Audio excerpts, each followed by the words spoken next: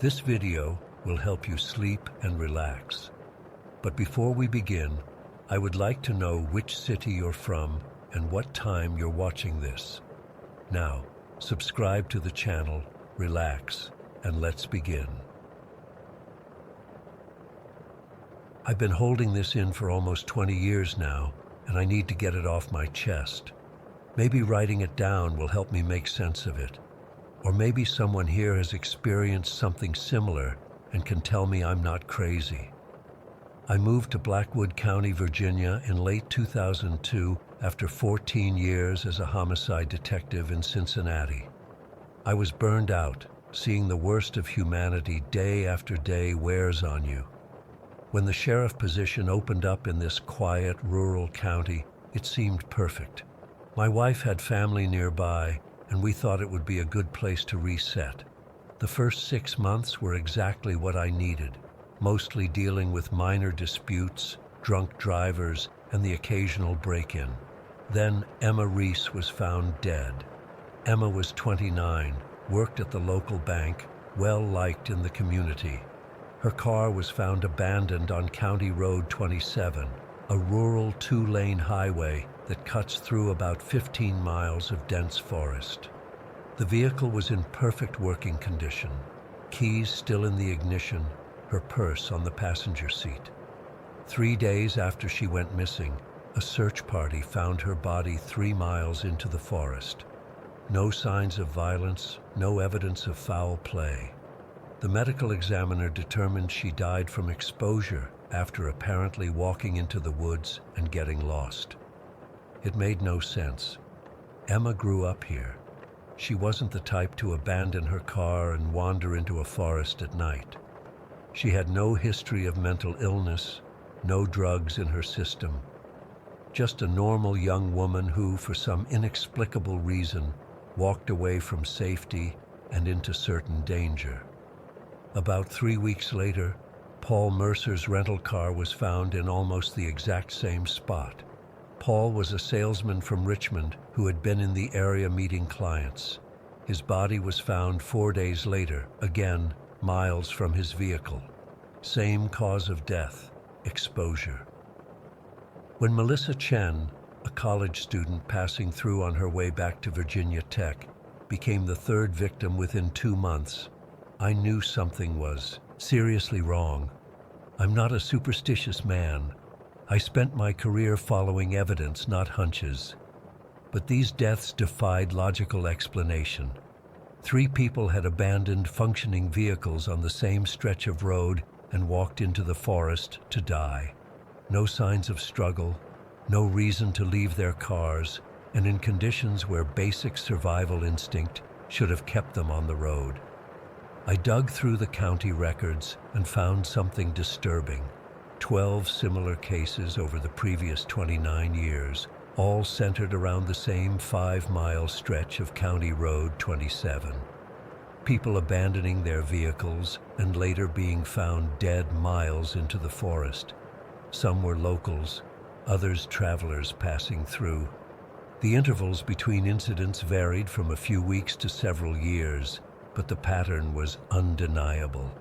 I tracked down Walter Kirby, the sheriff before me. He was in his 70s by then, living in a small house on the outskirts of town. When I mentioned County Road 27, his expression changed immediately. "I wondered how long it would take you to come asking," he said, leading me to his garage where he pulled out a dusty box of files he'd kept after retirement.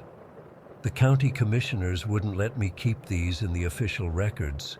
Bad for tourism," they said. Walter explained that in '87, after 3 deaths in 2 months, they'd stationed deputies on that road 24 hours a day for 6 weeks. Nothing happened while they were watching. The day after they ended the surveillance, a logger disappeared.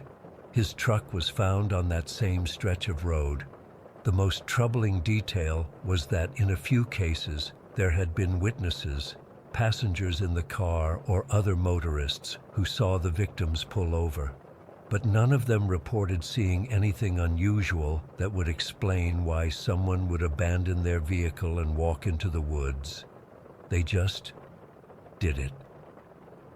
I decided to increase patrols on County Road 27, especially after dark. I took many of these shifts myself. For 3 weeks, nothing happened. Then, on a Tuesday night in April, I was parked at the eastern end of the forest stretch when a blue pickup truck passed me. About half a mile ahead, the truck's brake lights came on. Through my windshield, I could see it pull onto the shoulder. I started my engine and drove toward it, thinking maybe the driver was having mechanical troubles. I was about 100 yards away when I saw the driver's door open. A man stepped out. I would later identify him as Michael Thornton, a 34-year-old construction worker from the next county. He stood beside his truck, staring into the forest with unusual intensity. I was close enough to see his face in my headlights, and there was something deeply unsettling about his expression. Not fear or confusion, but a sort of vacant fascination. Before I could reach him, he started walking into the woods. His movements were steady, deliberate, not like someone who was disoriented or panicked. I quickly parked and grabbed my flashlight, calling out to him. He didn't respond or even acknowledge me. I followed him into the trees, keeping my light on his back. He was only about 20 feet ahead of me, moving at a steady pace. Then he veered slightly to pass behind a large oak tree and vanished. I'm not being metaphorical. 1 second he was there, the next he was gone. I ran to the spot, searched the area thoroughly. There were no hiding places, no ravines he could have fallen into, nowhere he could have gone in the split second he was out of my sight. I called in backup, and we searched all night with dogs. Nothing. We found Michael's body 2 days later, over 4 miles into the forest. Like the others, he had died from exposure. The coroner estimated he had continued walking until exhaustion and hypothermia took him. After this incident, I convinced the county to install traffic cameras on that stretch of road. 2 months later, they captured footage of Jack Harmon, a 50-year-old local electrician, pulling over his truck at 9:17 p.m. The video clearly shows him getting out, walking to the front of his vehicle, and appearing to speak to someone off camera. He nods several times, then walks calmly into the forest. When we analyzed the scene the next morning, we found something that still chills me. At the spot where Jack seemed to be talking to someone, the ground was soft from recent rain. There were Jack's footprints, clearly visible, but nothing else. No other footprints, no disturbance of the ground at all where this other person would have been standing. I finally convinced the county commissioners to close that section of County Road 27 from sunset to sunrise. For 6 months, we had no incidents, but the closure caused significant problems for locals who had to take a 40-minute detour, and for truckers who used the route for deliveries. The economic pressure built until the commissioners ordered me to reopen the road. The disappearances resumed within weeks. I compiled all my evidence, including the camera footage, into a report and sent it to the state police, the FBI, even paranormal researchers. Most ignored it. Those who responded treated it as a series of coincidences or suggested mass hysteria.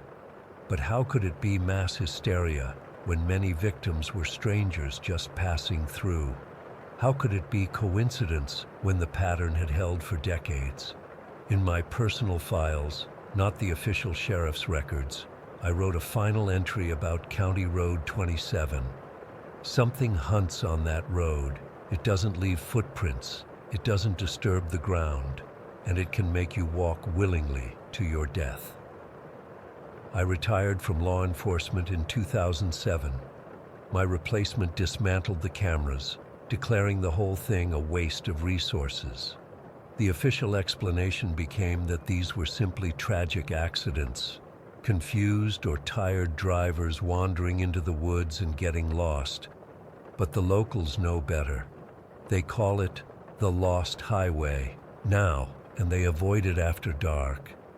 There's an unwritten rule in Blackwood County. Whatever you see or hear on County Road 27 at night, never stop your car. I saw it happen once more before I left Blackwood County. I was driving home late, passing through that stretch of forest, when my headlights caught a figure standing at the tree line. It looked like a person, but somehow wrong, like a child's drawing of a human that doesn't quite match reality. As I slowed down, instinct, before I caught myself, it seemed to flicker like bad reception on an old TV. Then it was gone. But in that moment, I felt it. The same pull that I imagine Emma, Paul, Michael, and all the others felt. A compulsion so strong it bypassed all logic and self-preservation. If I hadn't white-knuckled the steering wheel and forced myself to accelerate, I might have been found miles into those woods too.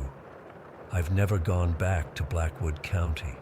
Sometimes I think about calling the current sheriff to see if the disappearances are still happening, but I already know the answer. Whatever is out there, it's still hunting. It's patient.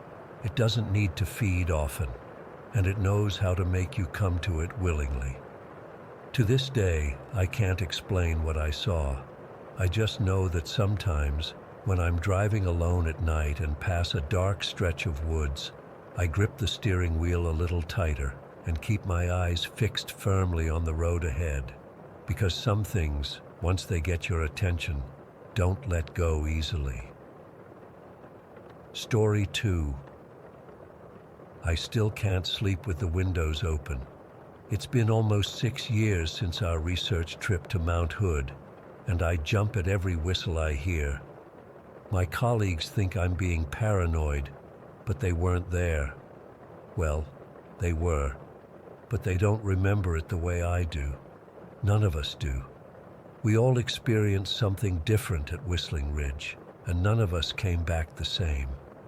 I was the lead researcher on what was supposed to be a routine ecological study, looking at forest regeneration patterns in the aftermath of controlled burns. Nothing extraordinary, just gather data, document findings, and get out. 6 of us from Pacific Northwest University made the trip in early June of 2017. Myself, Dr. Eleanor Walsh, Michael Barrett, Sophia Nakamura, James Wilson, Caitlin Henderson, and Daniel Park. A mix of postdocs and senior researchers, all with solid field experience. None of us were the type to get spooked easily. The first day was completely normal. We set up our base camp in a clearing about 12 miles from the nearest access road. The hike in was grueling with all our equipment, but the isolation was necessary for our research. We needed pristine data, away from tourist trails and day hikers. The location was gorgeous. Old-growth forest, a small stream nearby for water, and a perfect little clearing for our tents. That first night, we sat around the campfire, going over the next day's research plan. I remember feeling so at peace. The stars were incredible that night. No light pollution, just that perfect dome of stars you only get in true wilderness. We turned in around 11, exhausted from the hike in. The second night is when it started. We'd spent the day taking soil samples and cataloging plant species in our research grid. Nothing unusual happened during daylight hours. After dinner, we were sitting around the fire when Caitlin suddenly asked, "Did anyone else hear that?" We all went quiet. At first, there was nothing, just the crackling of the fire and the ambient forest sounds. Then I heard it, a whistle, 3 notes in a distinct pattern, high, low, middle. It was faint but clear, coming from somewhere in the darkness beyond our camp. "Probably just a bird," Daniel said, but even he didn't sound convinced. What bird whistles at night in a precise 3-note pattern? Michael, our resident tech enthusiast, decided to time the intervals between the whistles. Exactly 12 seconds. Every single time. No variation. Birds don't do that. We eventually turned in, attributing it to some unknown forest creature. I had trouble falling asleep that night, listening to that steady whistle repeating every 12 seconds until I finally drifted off around 2 in the morning. The third night is when things got undeniably weird. The whistling started again after sunset, but this time it was moving. The same 3-note pattern, still precisely 12 seconds apart, but now circling our camp, clockwise at an even pace. One full rotation took exactly 7 minutes. "This isn't normal," Sophia whispered. She'd grown up in rural Washington and spent most of her life in forests like this one. No animal moves like that. We decided to investigate in the morning. None of us wanted to venture into the dark forest toward whatever was making that sound. I barely slept that night, listening to those whistles circling us until dawn. The next morning, James found it first. About 50 yards from our camp was a perfect spiral made of river stones, 27 of them, arranged with mathematical precision. At the center was a small pile of organic matter, what looked like bone fragments mixed with plant material. "Is this some kind of joke?" Daniel asked, looking around as if expecting someone to jump out laughing. But we were miles from anywhere, and nobody knew our exact location. Michael started taking photos of the spiral. We're scientists. Documentation is second nature. That evening, while reviewing his photos, Michael called me over to his tent. "Eleanor, look at this." He pointed to a dark shape in the background of one of the spiral photos. It was indistinct, just a vague humanoid blur standing between 2 distant trees. "And now look at this one." He swiped to another photo taken from a completely different angle. The same blur, same position relative to the camera. "Maybe it's a smudge on your lens," I suggested, not believing it myself. I checked, and look at these. He showed me photos from earlier in the day, from completely different locations. The same figure, always the same distance from the camera, always slightly out of focus. That night, the whistling changed. It became more complex, no longer just 3 notes, but intricate patterns that almost sounded like language. We tried to record it, but every device failed. Our phones, Michael's high-end recording equipment, everything. They'd work fine until the whistling started, then shut down or record nothing but static. Around midnight, every electronic device we had simultaneously died. Phones, cameras, GPS units, even our battery-powered lanterns. All were fully charged, and all went dead at the exact same moment. We huddled around the campfire that night, none of us willing to retreat to our tents alone. I don't think any of us slept. The whistling continued until dawn, becoming increasingly complex, almost conversational. Then, as the first light broke, it stopped. In the morning, Sophia and James went to the stream to filter water. They came running back 10 minutes later, Sophia clutching a soaking wet field journal. "Eleanor, it's yours," she said, handing me the dripping book. I recognized my handwriting immediately, but I hadn't brought a journal like this one. The pages were filled with detailed notes about our expedition, observations I'd never made, in handwriting unmistakably mine. The entries described events that hadn't happened yet, including detailed notes about how we would pack up camp and leave that very day. The final pages described, in meticulous detail, our exact route out of the forest, including conversations we would have along the way. It predicted we would reach the trailhead at 4:17 that afternoon, where we would be met by Forest Service officials responding to a distress signal we never sent. We were thoroughly freaked out by now. We decided to leave immediately, abandoning our research. As we packed up camp, Caitlin screamed. In the center of our clearing, the stone spiral had been reconstructed. We'd left it undisturbed the day before, 50 yards away through dense underbrush. Now it was right in the middle of where we'd been sleeping, and our personal items, a hairbrush, Michael's favorite mug, my compass, had been incorporated into the design. The hike out was the most terrifying 6 hours of my life. We followed the exact path described in the journal, and to our horror, we found ourselves having the exact conversations predicted in its pages, word for word. It wasn't that we felt compelled to say these things. The conversations flowed naturally, but matched the predictions exactly. It was like reading a script we'd written ourselves but had no memory of creating. We reached the trailhead at exactly 4:17. 2 Forest Service trucks were waiting. They'd received an automated distress signal from our location at 3 a.m. that morning, a signal we couldn't have sent because all our equipment was dead. "We've been trying to reach you folks since early this morning," one ranger said. "You're lucky we found you. This area gets mighty strange after dark." Back at the university, we tried to make sense of what had happened. The photos Michael took showed no figure when viewed on university computers. The journal entries describing future events had faded to blank pages, though the earlier entries remained. When we sent samples from the stone spiral's center for analysis, the lab reported cellulose compounds with molecular structures that do not conform to currently understood laws of organic chemistry. I later learned from local guides that Whistling Ridge has a reputation. Indigenous people avoided it. Early settlers reported strange experiences there. Forest Service veterans know not to linger after sunset.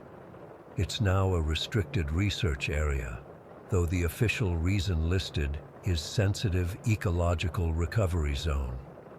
The 6 of us have never been able to agree on exactly what happened. We experienced the same events but remember them differently. James doesn't recall the whistling at all. Caitlin insists there were dozens of stone spirals, not just one.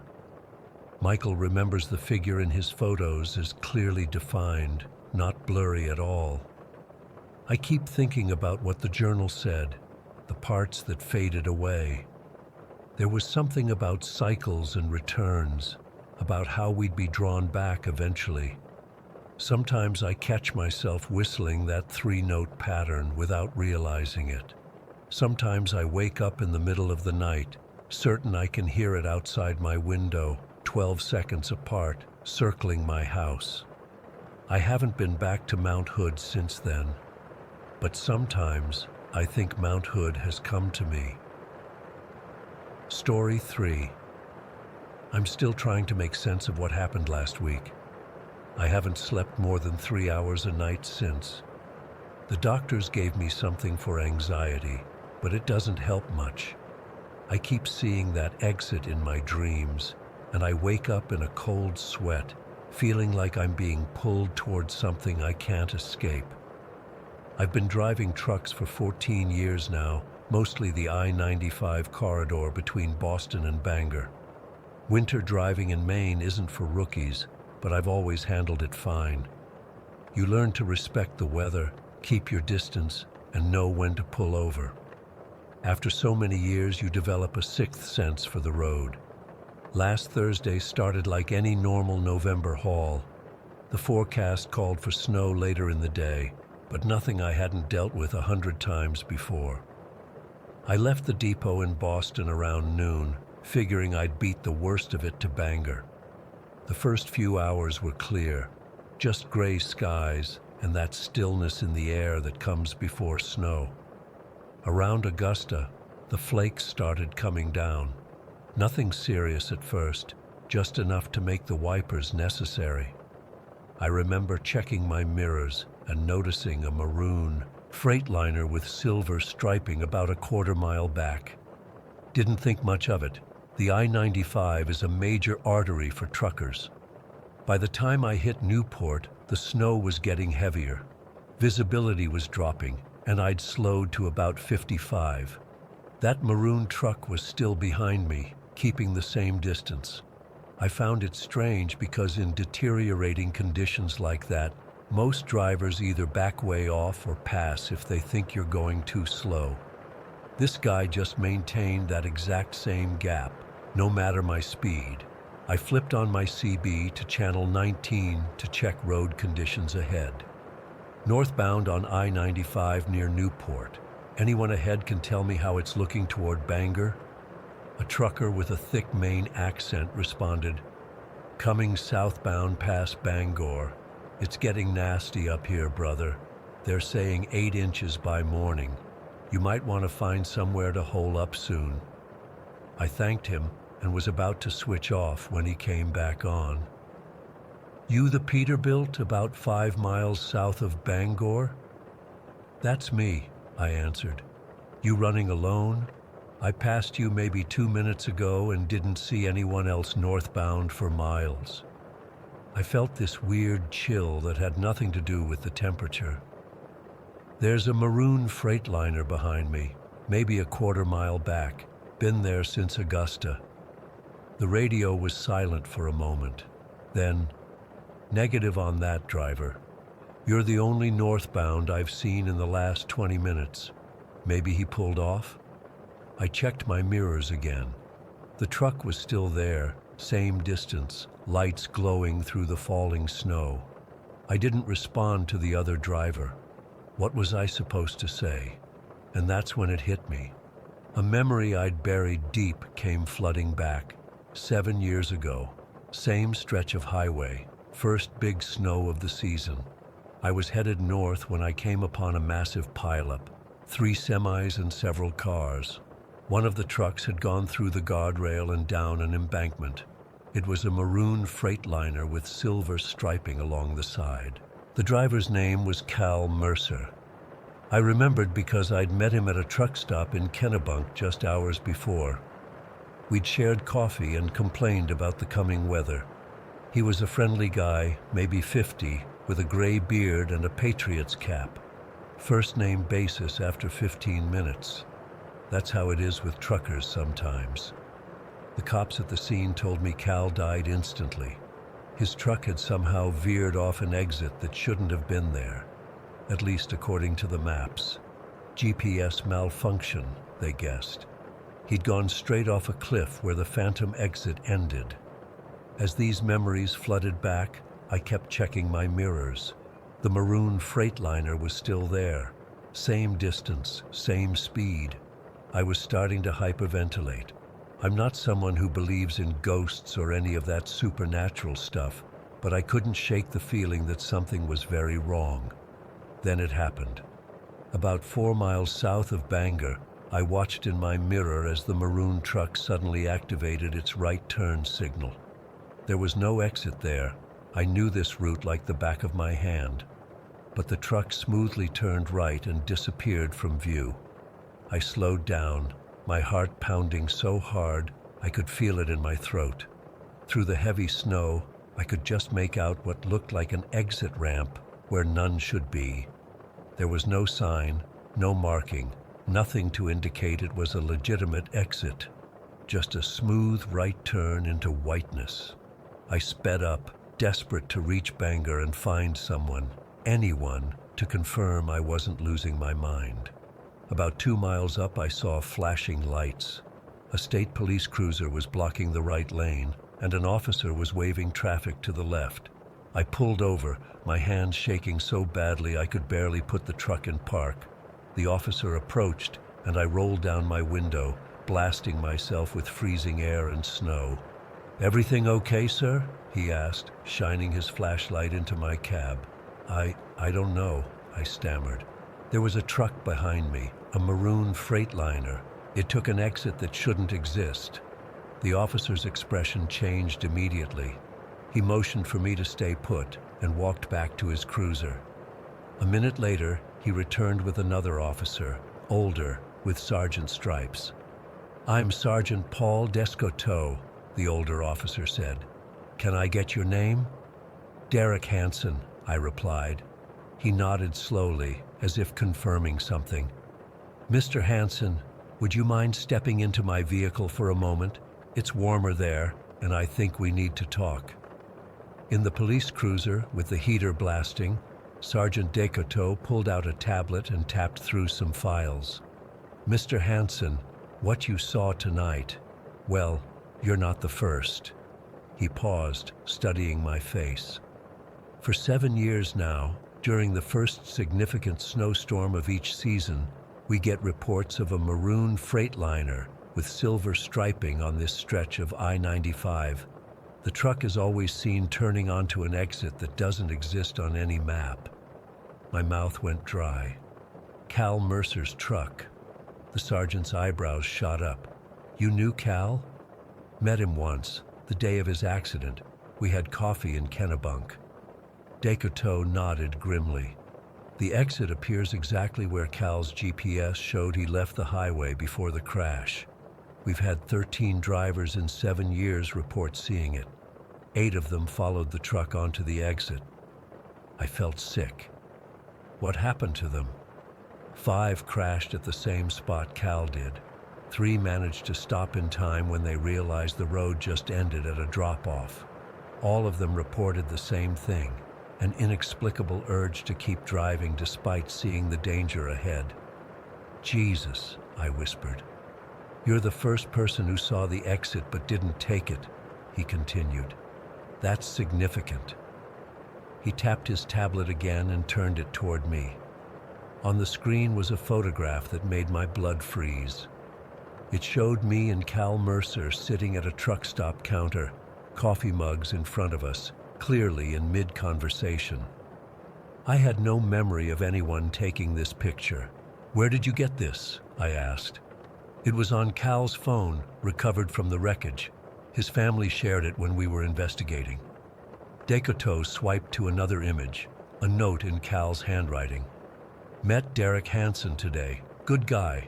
Told him about the weird hitchhiker I picked up last night who kept talking about finding lane 7. Derek joked I should save him a spot if I find it. I stared at the note, a vague memory surfacing. Cal had mentioned a strange hitchhiker, someone he'd regretted picking up. The guy had been obsessed with something called Lane 7 that he claimed existed only in snowstorms. I'd made some stupid joke about it. I don't remember saying that, I whispered. Memory's a funny thing, Descoteau said, especially around trauma. He let me go after taking my statement and making me promise to stay off I-95 during the first snowstorm of each season. I kept that promise for 5 years. But last week, with the driver shortage and pressure from dispatch, I found myself northbound on I-95 as the first flakes of the season began to fall. I told myself it was all coincidence and superstition. The maroon truck, the phantom exit, maybe it was mass hysteria or some weird weather phenomenon that created optical illusions. When I saw the maroon freightliner in my mirror around Augusta, I nearly pulled over right there. But I kept driving, knuckles white on the steering wheel. Just like before, it maintained that perfect distance behind me as the snow grew heavier. This time, when it signaled for the exit that shouldn't exist, something happened to me. I felt an overwhelming pull, like a fishhook in my chest. Before I knew what I was doing, I was signaling too. My hands turned the wheel as if they had a mind of their own. I followed the maroon freightliner onto the exit, watching its taillights glow red through the curtain of white. The exit ramp curved gently to the right, much longer than a normal exit. The snow seemed to form walls on either side, creating a tunnel-like effect. When the exit straightened out, I wasn't on some rural main road. I was on a highway I'd never seen before, wider than I-95, with at least 4 lanes in each direction.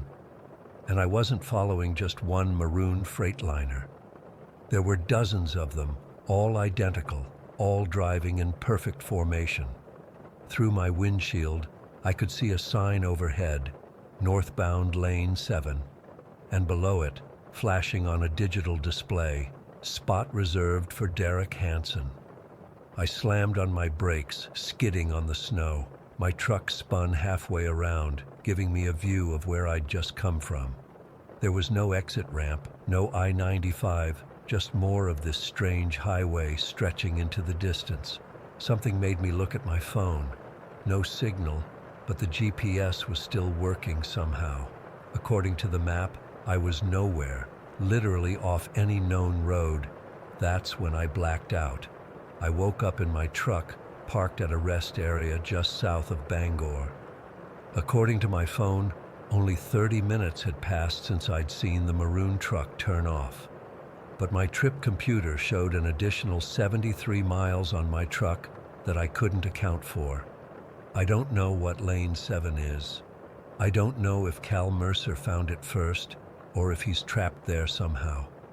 All I know is that my spot is waiting, and I'm terrified that next winter I won't be able to resist it. Story 4. I never thought something like this would happen to me. I'm just a regular person who loves photography. The Appalachians have always been my sanctuary. The misty mornings, the way light filters through the trees in autumn, the wildflowers dotting meadows in spring. For 5 years, I've been making a modest living as a freelance photographer in our small mountain town, mostly selling prints online and to local businesses. Photography was my escape, my peace. Now I can barely pick up my camera without checking over my shoulder.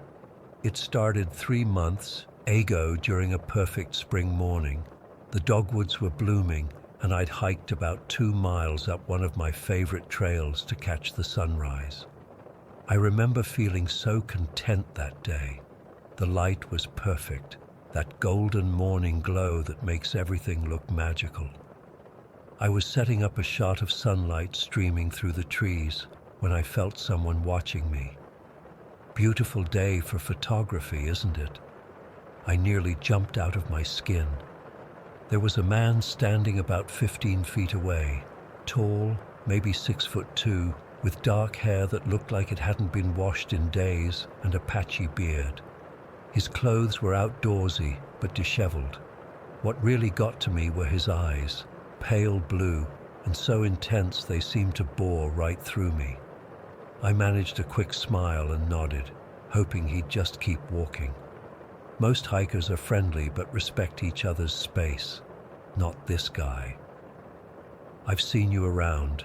You've got a good eye for capturing nature, he continued, taking a few steps closer. My stomach tightened. He'd seen me around. I'd never noticed him before. He introduced himself as Mark, said he was an artist too, mostly sketches and paintings. I kept my responses brief, mentioned I needed to focus on the changing light, hoping he'd take the hint. Eventually, he did move on, and I tried to shake off the uncomfortable feeling, but I couldn't concentrate after that. The peaceful morning was ruined. Over the next couple weeks, I started noticing him everywhere. I'd be setting up a shot at Wilson Creek, and there he'd be across the water, just watching. I'd drive to the old covered bridge, and half an hour later, I'd spot him walking along the road nearby. Once, I was photographing downtown at dusk, and I caught his reflection in a storefront window, standing half a block behind me. It was always the same routine. He'd wave or nod like we were old friends, sometimes approach with small talk about photography or art, complimenting my vision or asking technical questions about my camera. Each time I'd keep it polite but brief. Something about him just felt off, but I couldn't put my finger on why. Was I overreacting? Maybe he was just socially awkward and genuinely interested in photography. Then came the evening at Caldwell Lake. I'd gone to capture the sunset reflections. It's a spot I've photographed dozens of times.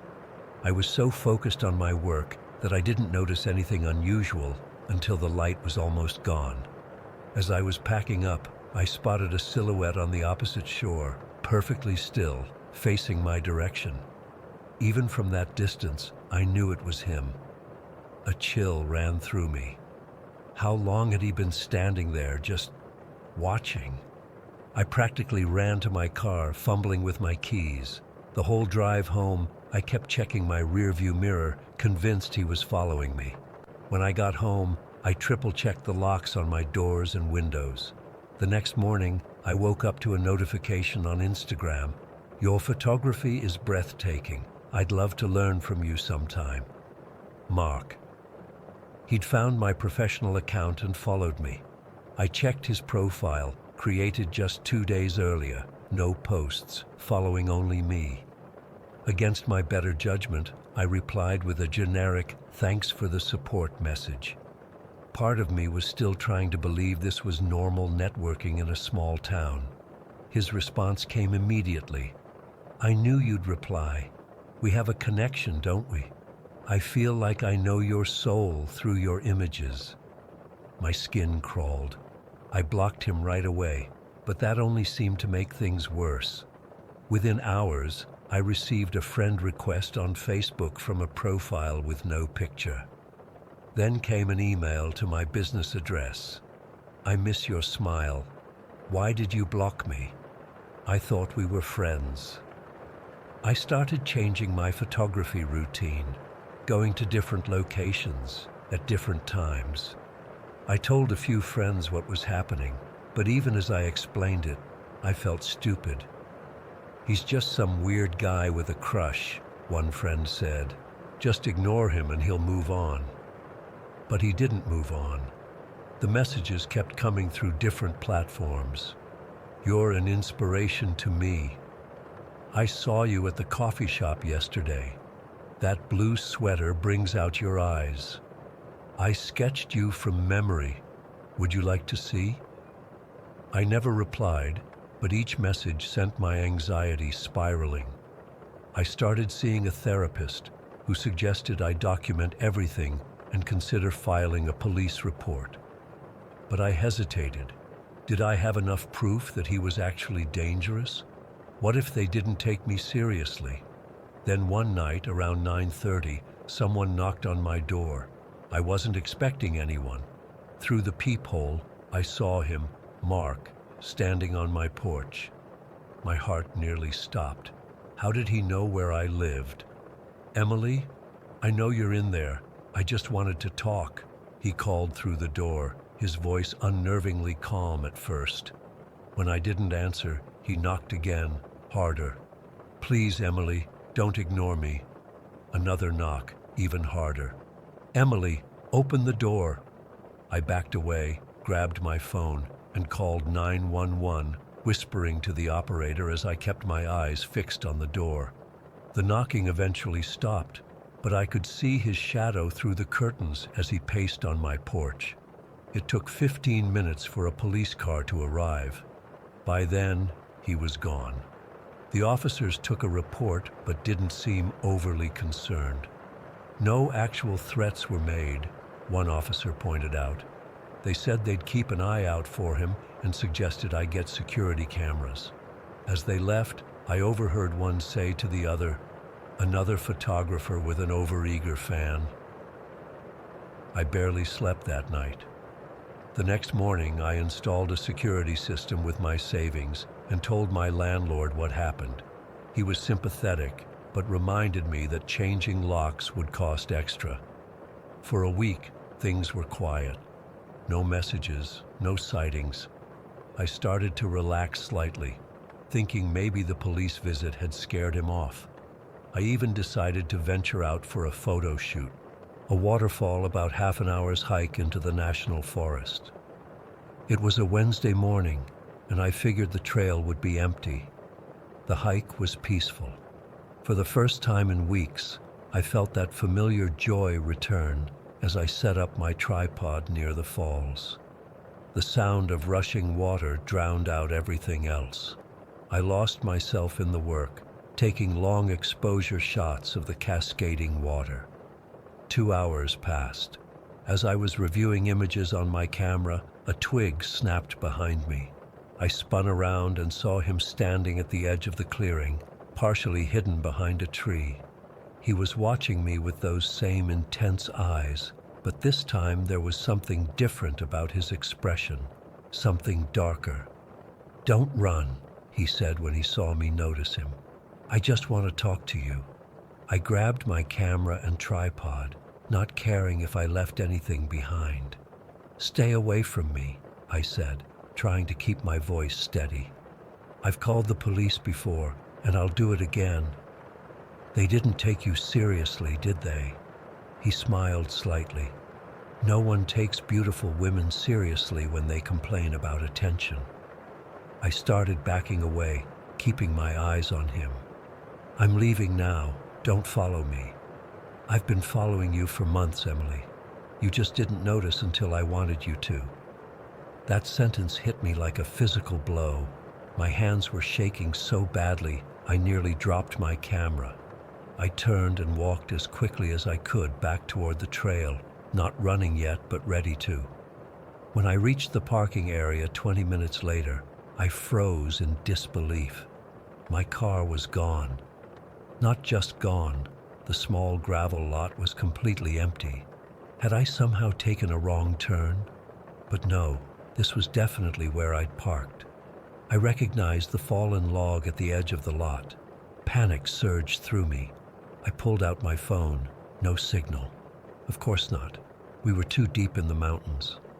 I started walking quickly down the forest road, hoping to reach a spot with reception or flag down another car.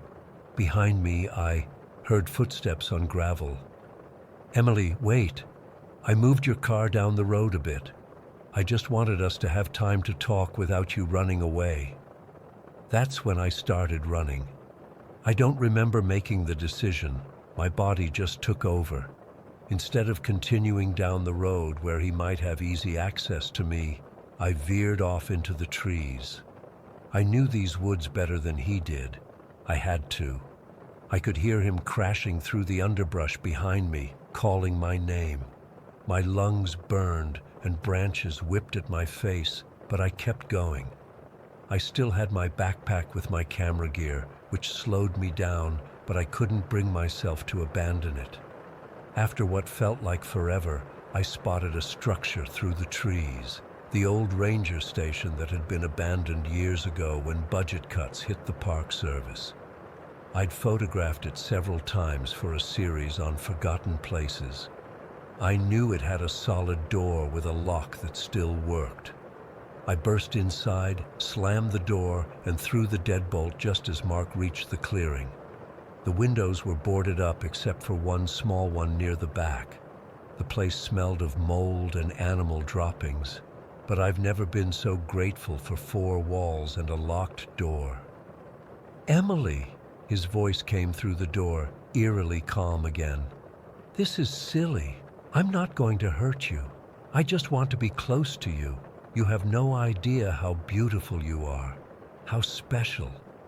I pressed myself against the far wall, trying to control my breathing.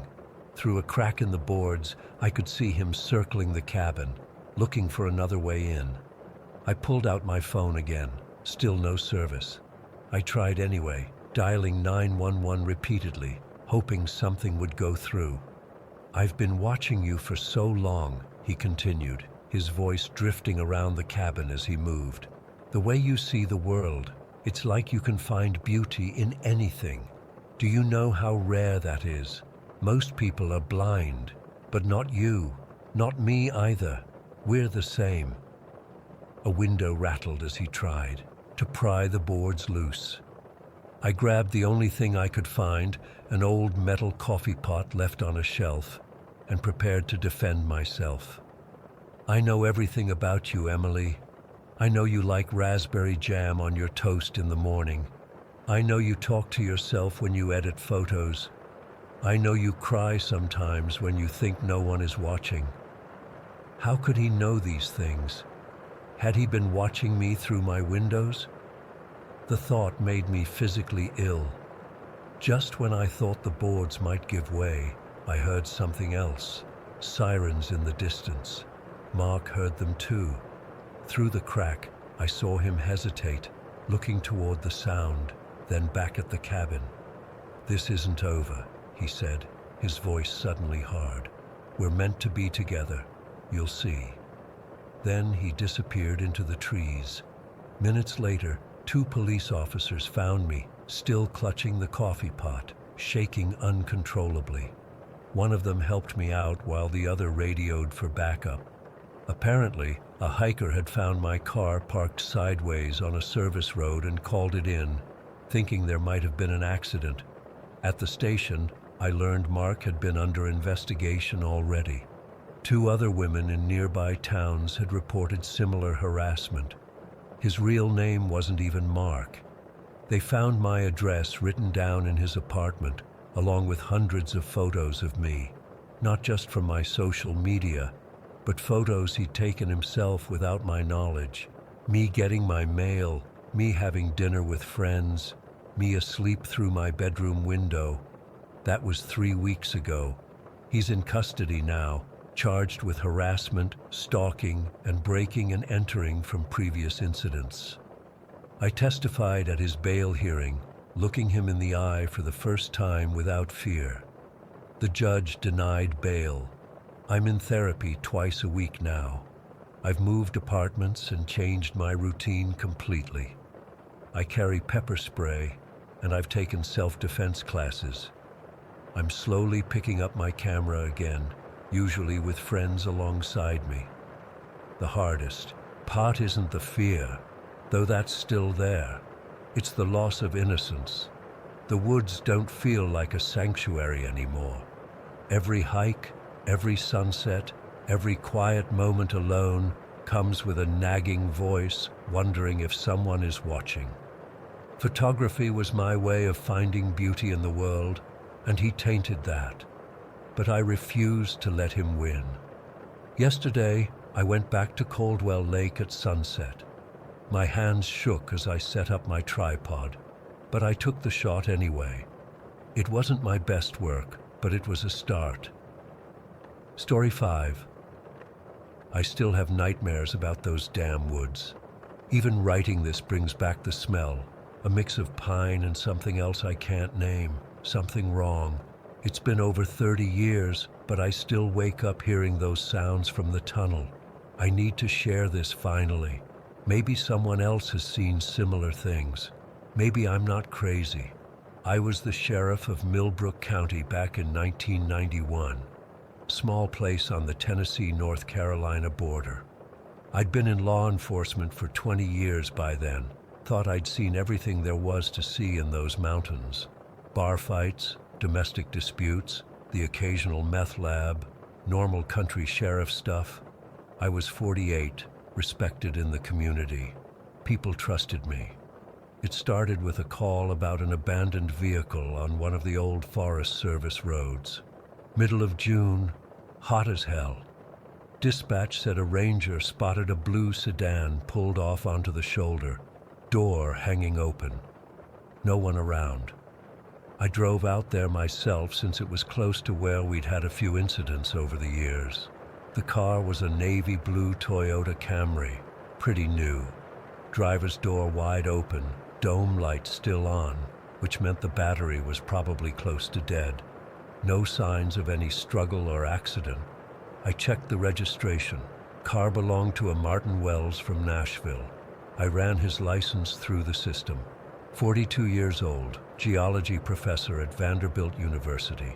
What caught my attention was this notebook sitting on the passenger seat.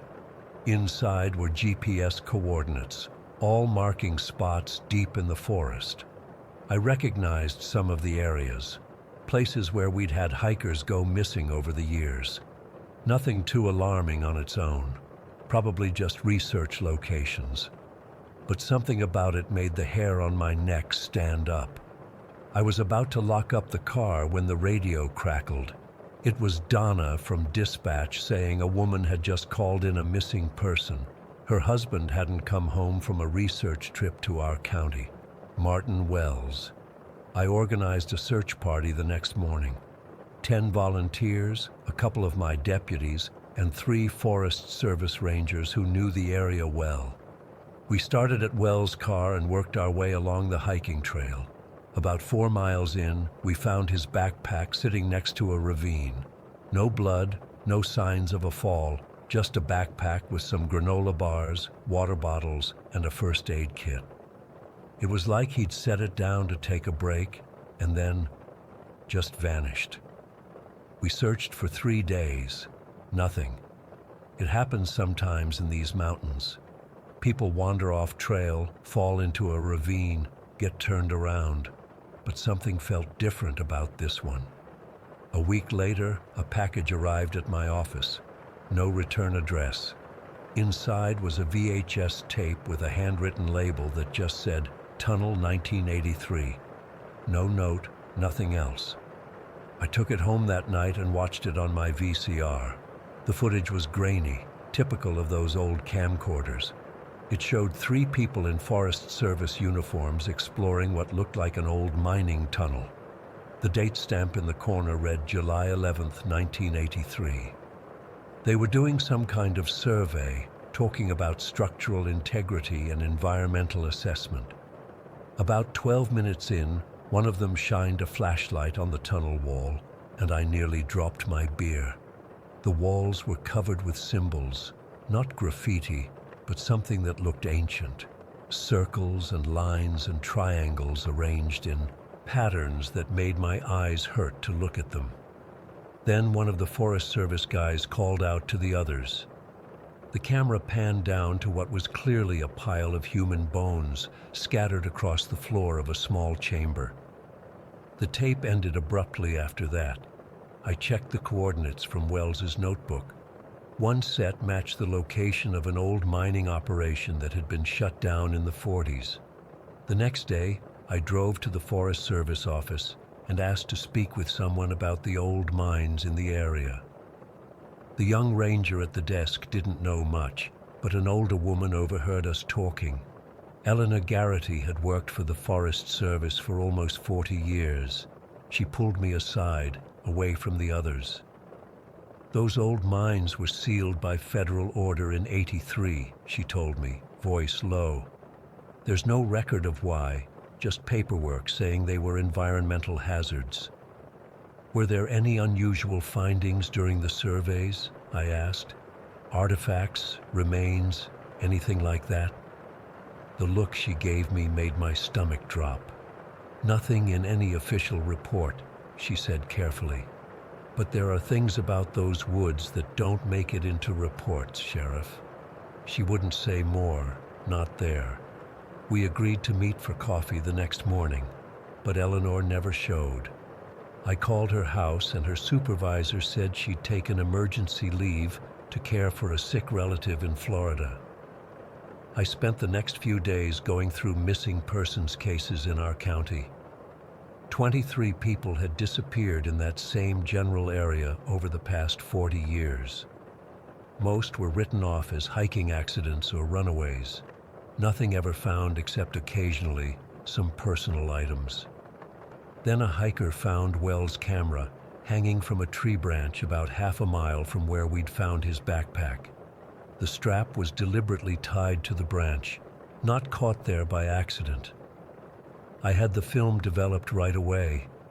Most of the photos were what you'd expect: rock formations, plant specimens, landscape, shots. But the last 3 photos chilled me to the bone. The first showed the entrance to what looked like the same tunnel from the VHS tape. The second was blurrier, taken in haste, a tall, gaunt figure standing among the trees, watching the camera. It was too far away to make out details, but something about the proportions was wrong. The third photo was just darkness, like it had been taken inside the tunnel. I gathered a team, myself, 2 deputies, and a geologist from the state university who owed me a favor. We didn't tell anyone else where we were going, just said we were following up on a lead in the Wells case. It took us most of the day to find the tunnel entrance. It was overgrown, partially collapsed, and didn't appear on any of the current Forest Service maps. But the coordinates from Wells' notebook led us right to it.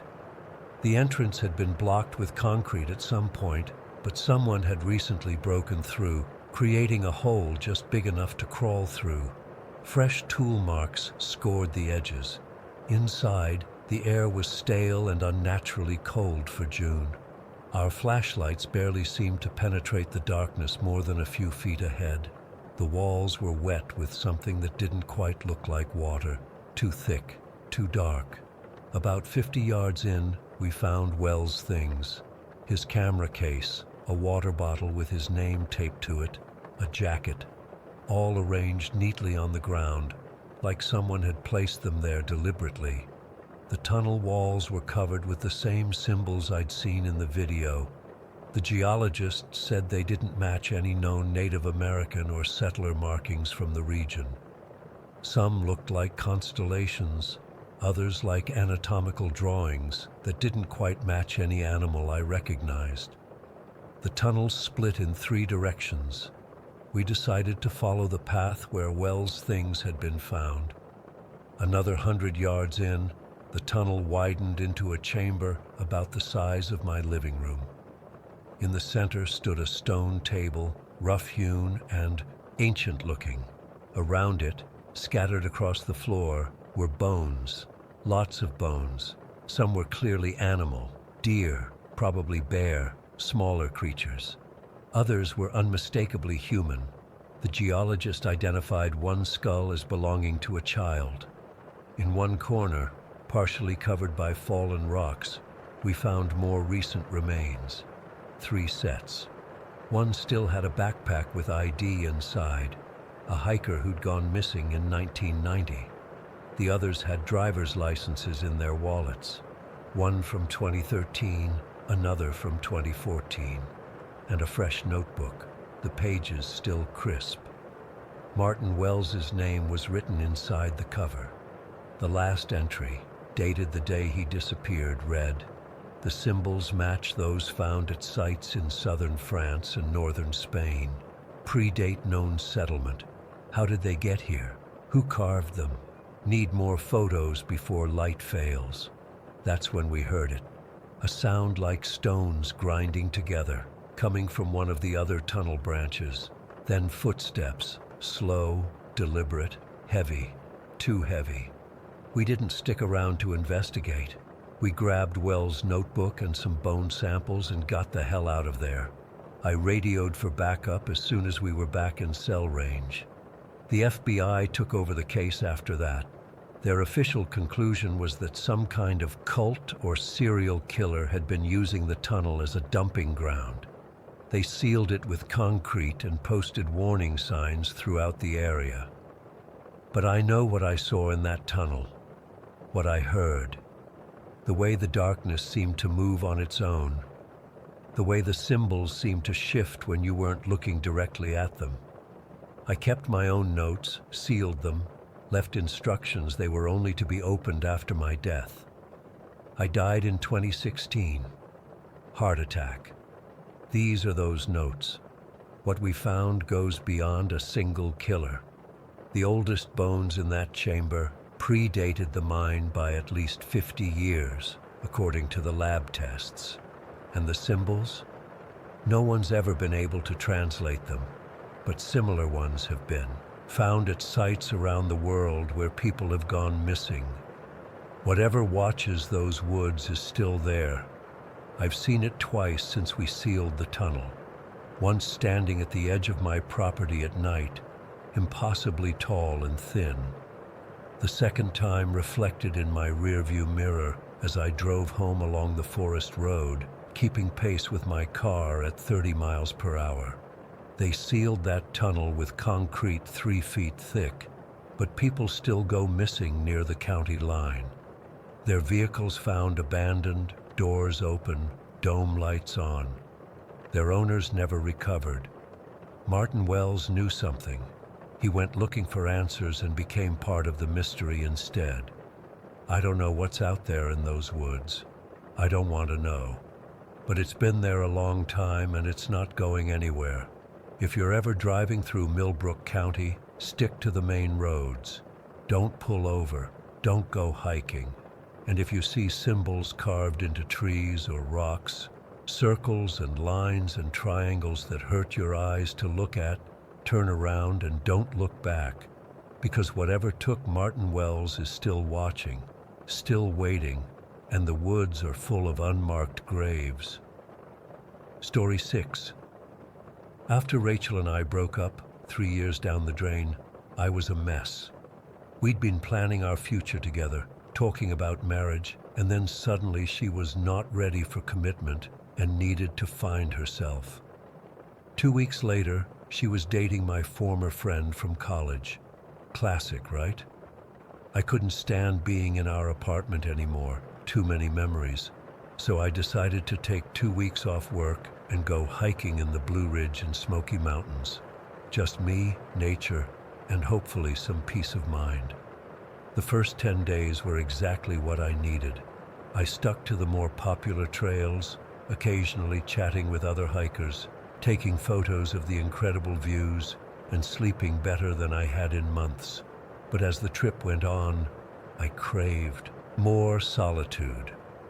I wanted to get away from the marked trails and the families with their noisy kids.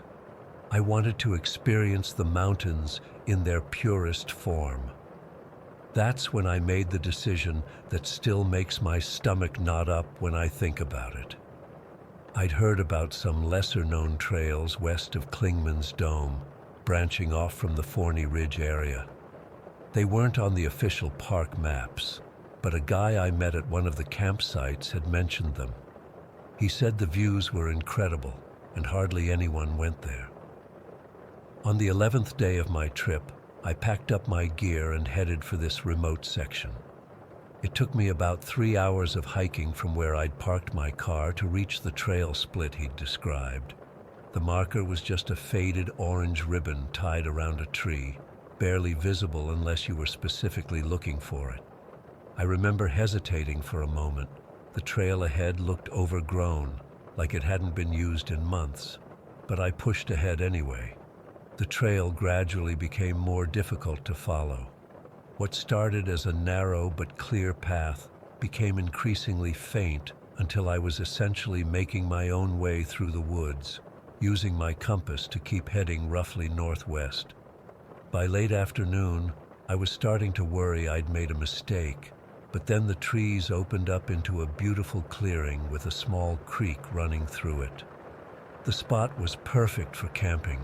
Flat ground, water source, and a breathtaking view of the mountains in the distance.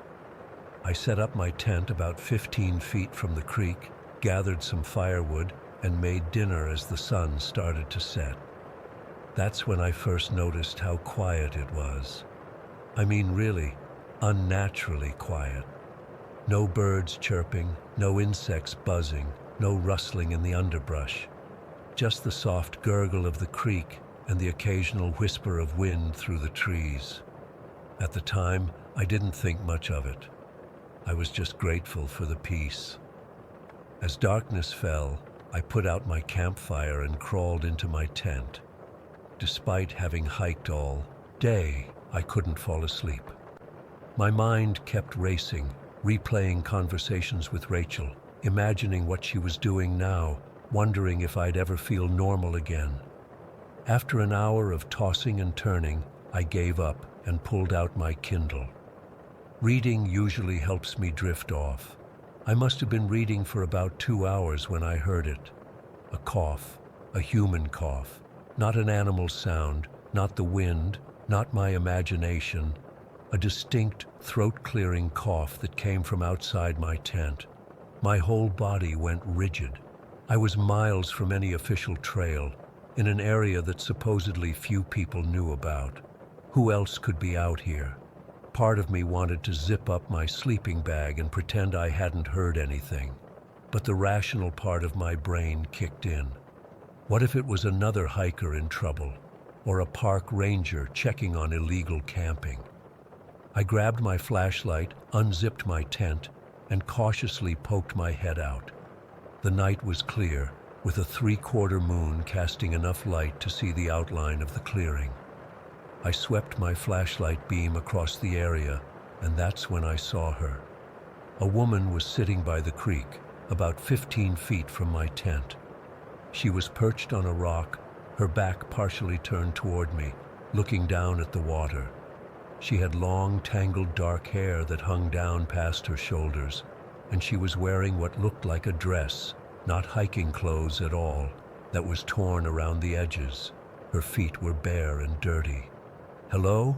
I called out, my voice sounding unnaturally loud in the silence. "Are you okay?"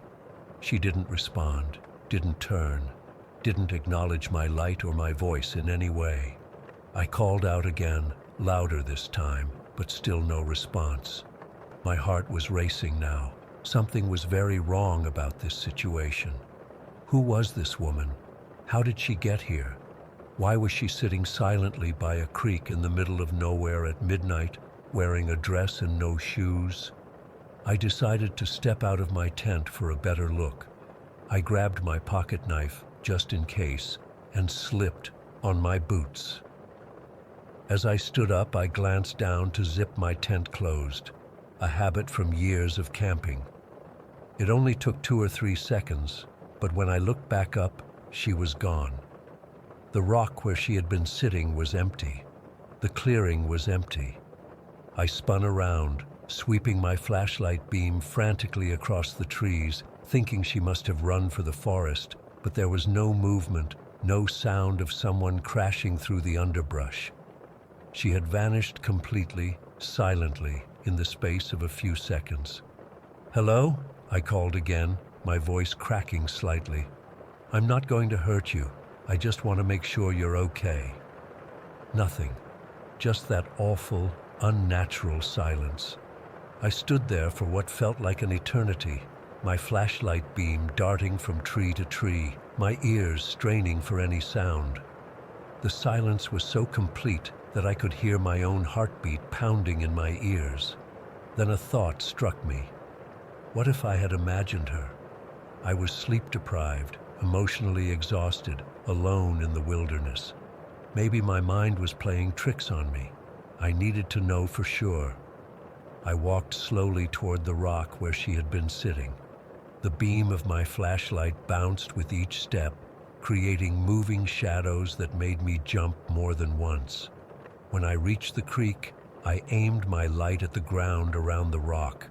There, in the soft, damp earth, were footprints, small, bare human footprints.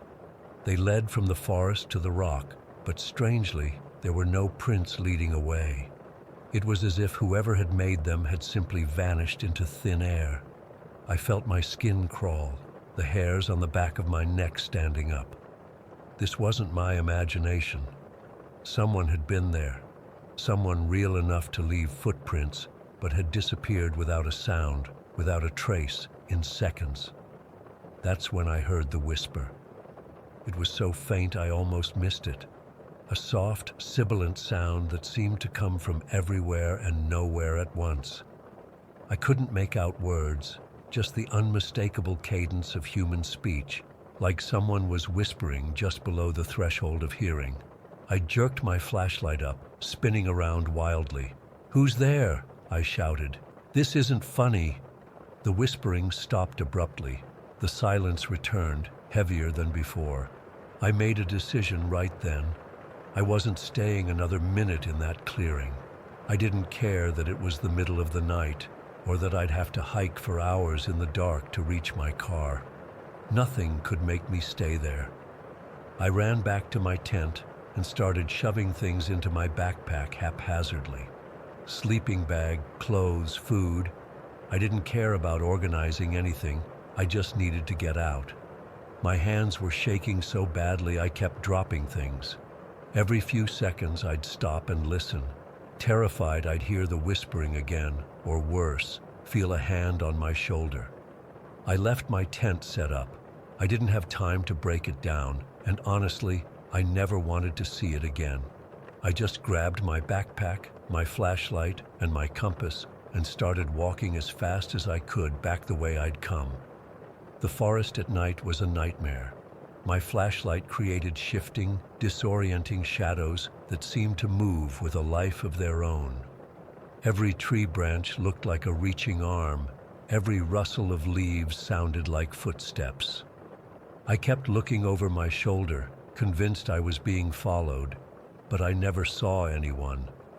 At one point, I thought I heard the whispering again, coming from somewhere off to my right. I broke into a run, branches whipping at my face, roots threatening to trip me with every step. I don't know how long I ran. Time seemed to stretch and distort, but eventually I collapsed against a tree, gasping for breath. As I stood there, trying to calm down, I realized something even more terrifying. I was lost. In my panic, I'd veered off the faint trail I'd been following earlier. The forest around me looked completely unfamiliar. I pulled out my compass with trembling hands. I knew I needed to head southeast to get back to my car, but every direction looked the same, just endless trees in the darkness. I picked what I hoped was the right direction and started walking again, slower now, trying to be more careful about where I was going. I walked for what felt like hours, jumping at every sound, constantly looking behind me. Several times I had to stop and check my compass, worried I was going in circles. The night seemed to stretch on forever, the darkness pressing in around me like a physical weight. Finally, just as the sky was beginning to lighten with the first hint of dawn, I stumbled onto a marked trail. I could have cried with relief. I recognized it as one of the official park trails, maybe a mile from where I'd parked my car. I practically ran the rest of the way. When I reached my car, I threw my backpack in the back seat, jumped in, and locked all the doors. I sat there for a while, shaking, trying to process what had happened. In the growing light of day, with the safety of my car around me, I started to doubt myself again. Had I really seen a woman? Could I have imagined the whole thing? But then I remembered the footprints, the bare footprints in the mud that led to the rock but not away from it. The woman had been real. Something had happened out there that I couldn't explain. Before leaving the park, I stopped at the ranger station to report what I'd seen. The ranger on duty listened politely, but I could tell he didn't believe me. He made some notes, asked if I'd been drinking or taking any medication, and gently suggested that it was probably just another hiker playing a prank. But I know what I saw. I know what I heard, and I know I'm never going back to that part of the Great Smoky Mountains again. I still don't know who she was or what would have happened if I'd stayed. Sometimes I wonder if she's still there, sitting by that creek in her torn dress, waiting for someone else to wander off the beaten path. And sometimes, in the moments between sleeping and waking, I swear I can still hear that whisper, calling me back to the mountains. Story 7. I've always loved books. There's something magical about getting lost in a story, which is why working at Maplewood Library felt like the perfect job for me. Our town isn't big, everyone knows everyone, so the library became this cozy hub where I'd chat with regulars about new releases or help kids find adventure stories. I never thought my quiet life would turn into something out of a thriller novel, but here we are. It started on a Thursday afternoon in October. The library was nearly empty as closing time approached. I was tidying up the reading area when I noticed a worn copy of Rebecca by Daphne du Maurier on one of the tables. It wasn't one of our library books. It didn't have our stickers or barcodes. I flipped through it and saw handwritten notes in the margins, thoughtful observations about the characters, the symbolism, that kind of thing. I figured someone had accidentally left their personal copy behind, so I put it in the lost and found box behind the circulation desk. By the time I locked up, it was already dark outside. The parking lot's lights cast these long shadows across the asphalt, and I couldn't shake this weird feeling that someone was watching me. I kept looking over my shoulder as I walked to my car, but saw nothing. Just my imagination running wild after reading too many mysteries, I told myself. The next morning, I nearly dropped my coffee when I saw the same copy of Rebecca sitting on my desk. Not in the lost and found where I'd left it, but right in the center of my desk with a yellow post-it note stuck to the cover. To the one who understands, it read in neat, precise handwriting. I asked my co-workers, Diane and Mark, if they'd seen who left it, but they both shook their heads. Maybe someone found it in the lost and found and realized it was meant for you, Diane suggested, but that didn't explain how they knew which desk was mine, or why they thought the book was meant for me in the first place. I flipped through it again and noticed new notes that weren't there yesterday. Comments about how the protagonist's love of literature reminded the writer of someone special. It gave me goosebumps, but I tried to rationalize it. Maybe it was a secret admirer, someone too shy to approach me directly. Over the next 2 weeks, the book kept appearing, sometimes on my desk, sometimes tucked into my returned book cart, once even slipped into my tote bag that I'd left in the break room. Each time, there were new notes. At first, they seemed harmless. Observations about books we'd recently added to our collection, comments about how the rainy weather made for perfect reading days. Then they got more personal. Your smile lights up the room during Tuesday story time. The way you tuck your hair behind your ear when you're concentrating is adorable. The children adore you as much as I do. That last one made my stomach knot. I hadn't told anyone about this yet because it seemed silly to get worked up over some notes. But things were getting creepy. How did this person know so much about my habits, my schedule? 3 weeks after finding the book, I decided to take it home. I don't know why. Maybe I thought if I removed it from the library, whoever was leaving the notes would stop. That night, curled up on my couch with a cup of chamomile tea, I decided to read the book from cover to cover, looking for clues about who might be leaving these messages. What I found made my blood run cold. On page 87, a note in the margin read, "You'll enjoy a cup of chamomile tea tonight." I nearly dropped the mug. How could they possibly know what tea I'd choose? Another note on page 123. "Tomorrow, you'll wear the blue scarf your mother gave you for Christmas." The blue scarf was hanging on my coat rack, and I had planned to wear it. Tomorrow because the weather forecast predicted a cold front. But I hadn't told anyone that. No one should have known. I couldn't sleep that night. Every creak of my old apartment building made me jump. I called in sick the next day and went straight to the police station, book in hand. Officer Brennan listened patiently as I explained everything, but I could tell from his expression that he didn't consider it a priority. "Without direct threats, Ms. Bennett, there's not much we can do," he said. "Document everything. If you see anyone suspicious, call us immediately. Maybe consider varying your routine for a while." I felt dismissed, but took his advice. I started parking in different spots, took different routes home, asked co-workers to walk me to my car. I installed a security app on my phone with an emergency button.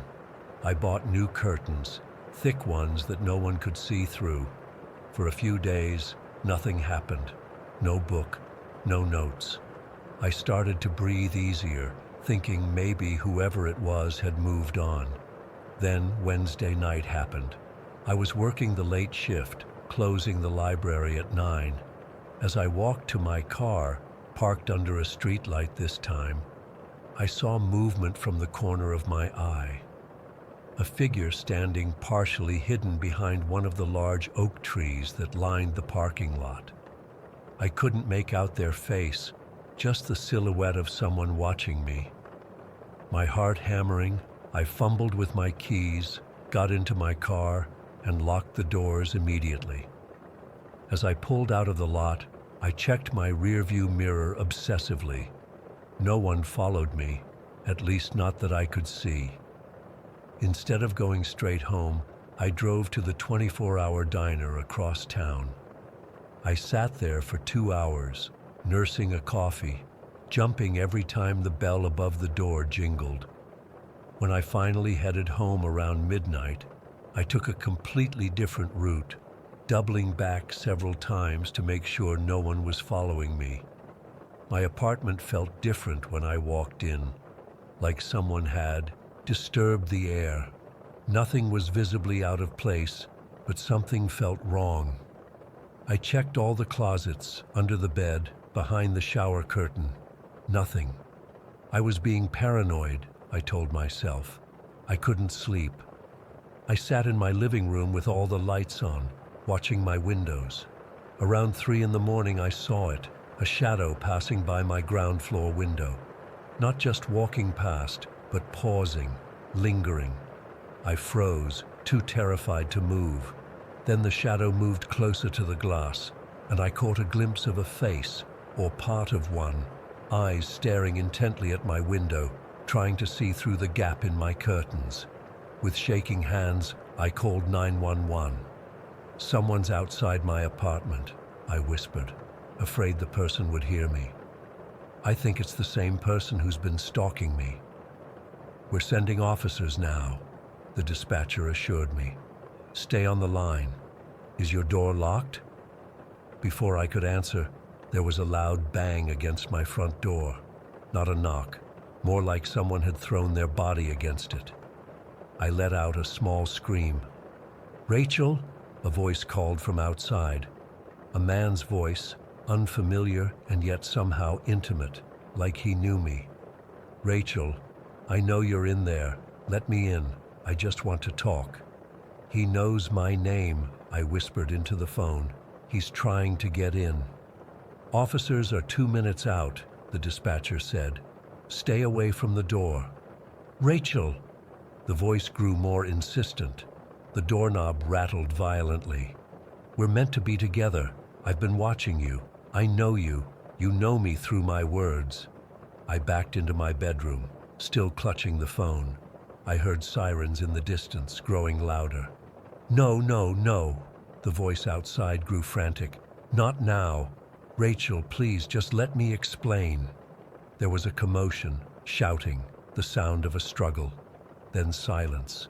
A gentle knock on my door. "Ms. Bennett, this is Officer Martinez with Maplewood Police. You're safe now. Can you open the door?"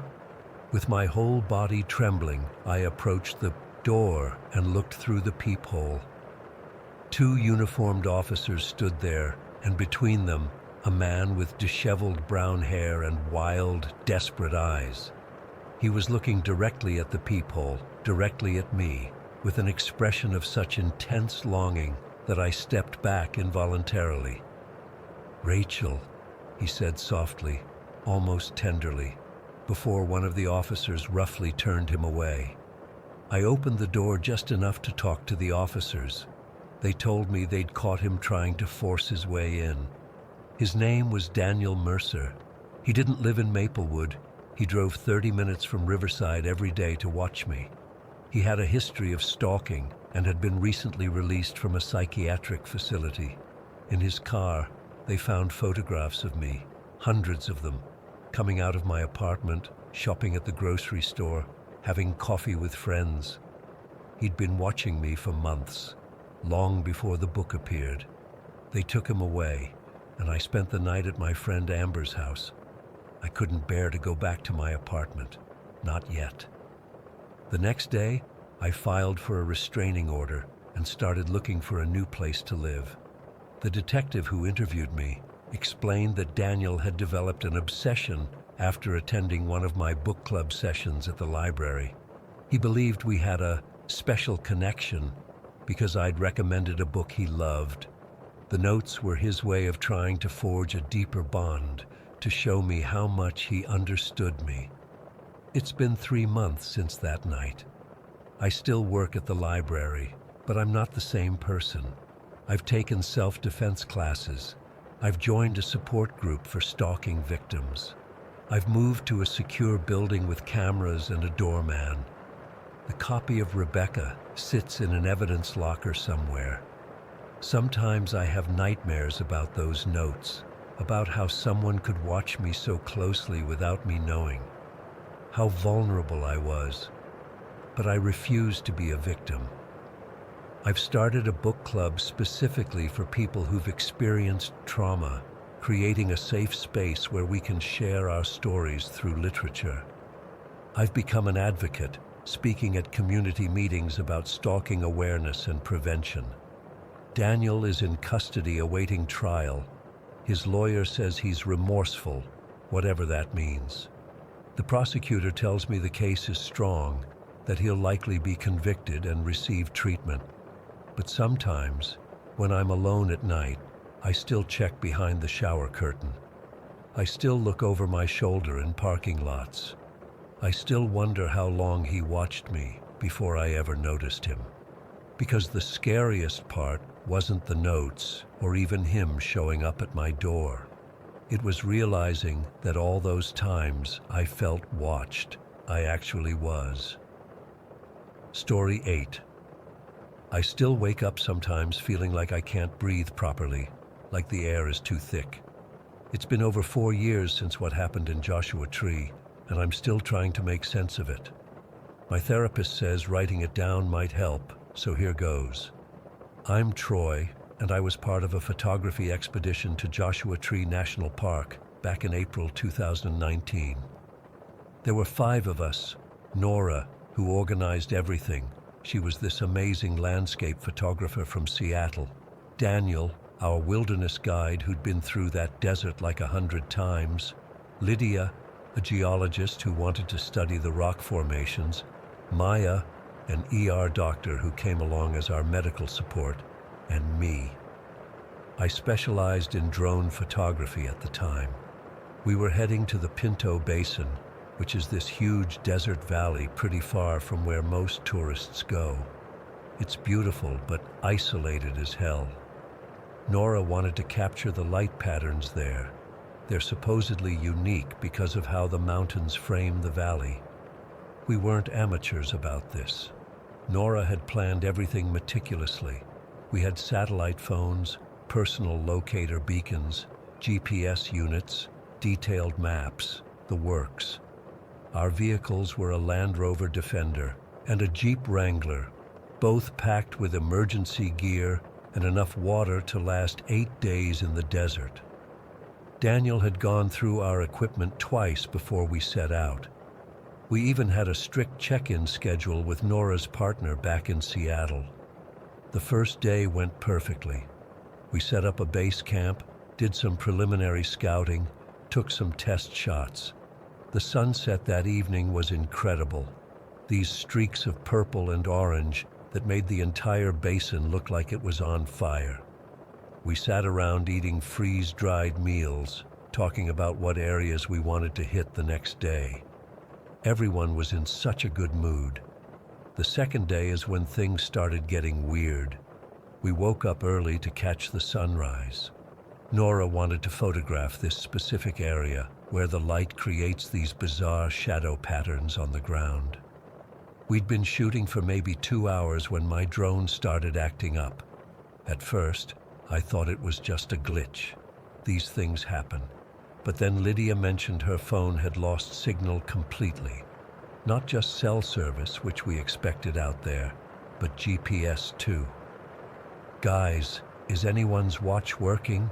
Daniel asked, and that's when we realized all our electronics were screwed up. My watch was completely stopped. Maya's was running, but it was showing a different time than Daniel's. The GPS units were giving us contradictory information. One said we were miles from where we knew we were. Another showed us in a completely different part of the park. "This is bizarre," Nora said, looking at her camera. "My battery was fully charged this morning, and now it's almost dead." Daniel tried to laugh it off. "Maybe we found the desert's Bermuda Triangle." We decided to head back to the vehicles. It should have been simple. We could literally see the direction we needed to go. The terrain was relatively flat, visibility was clear for miles, but somehow we got turned around. We walked for 3 hours before Daniel finally admitted we weren't going the right way. "This doesn't make sense," he kept saying. "I've never been disoriented like this before." By late afternoon, we were all getting anxious. We still hadn't found our way back to the vehicles, despite having a clear view of the landmarks around us. It was like walking on a treadmill. We could see where we needed to go, but somehow couldn't get there. We finally made camp as the sun was setting. None of us slept well that night. I had this nightmare where I was sinking into the sand, and the more I struggled, the deeper I went. When I woke up, everyone was already awake, looking exhausted. "What day is it?" Maya asked, and that's when things got really weird. None of us could agree. I was certain it was Thursday. Daniel thought it was still Wednesday. Nora insisted it was Friday. We tried the satellite phones, but they wouldn't connect despite the clear sky overhead.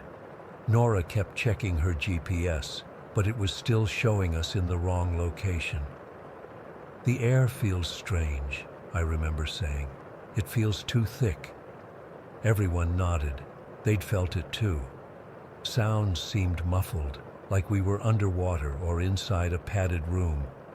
Nora was the first to put it into words. "It feels like we're inside something rather than in the open desert." We spent most of that day trying to find our way back to the vehicles. At some point, Lydia noticed something odd about our footprints in the sand. "Look," she said, pointing behind us. "Our tracks just stop, about 50 feet back." She was right. We could see our fresh footprints in the sand going back about 50 feet, and then nothing, just undisturbed desert floor.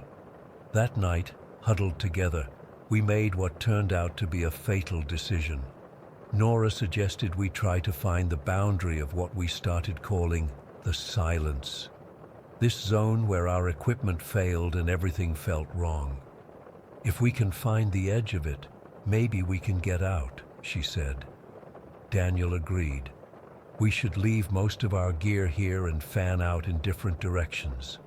Walk for no more than 2 hours, then turn back. Whoever finds normal conditions can go for help. It made sense at the time. We left our backpacks neatly lined up beside what we thought was close to where our vehicles should be. We each took water, a compass, even though they weren't working right, and agreed on a time to return. As I walked east, the silence grew more profound. It wasn't just quiet, it was the complete absence of sound. I couldn't hear my footsteps, my breathing, the water sloshing in my bottle. Nothing. It was like being in a vacuum. The further I went, the more intense it became until I couldn't even hear my own thoughts. Time seemed to stretch and compress. What felt like minutes might have been hours. The silence was physically oppressive, like a weight on my chest. I started to panic, but couldn't even hear my own screams. I don't remember much after that. I have flashes, walking in circles, seeing the same rock formation over and over, the sun setting and rising in what felt like minutes. I remember being desperately thirsty, but somehow forgetting to drink from the water bottle in my hand. The next clear memory I have is waking up in a hospital bed. They told me search and rescue had found me wandering in a dry wash, severely dehydrated despite having a half-full water bottle with me. I'd been babbling about walking into silence. They found me 7 miles from our vehicles. I learned that after I was found, they located Daniel and Maya huddled together under a rock outcropping. Lydia was found walking along a ridge in the opposite direction. And Nora, they found Nora's body in a small cave-like opening beneath some rocks. She died from dehydration, sitting there with water still in her pack. She just sat down and waited to die.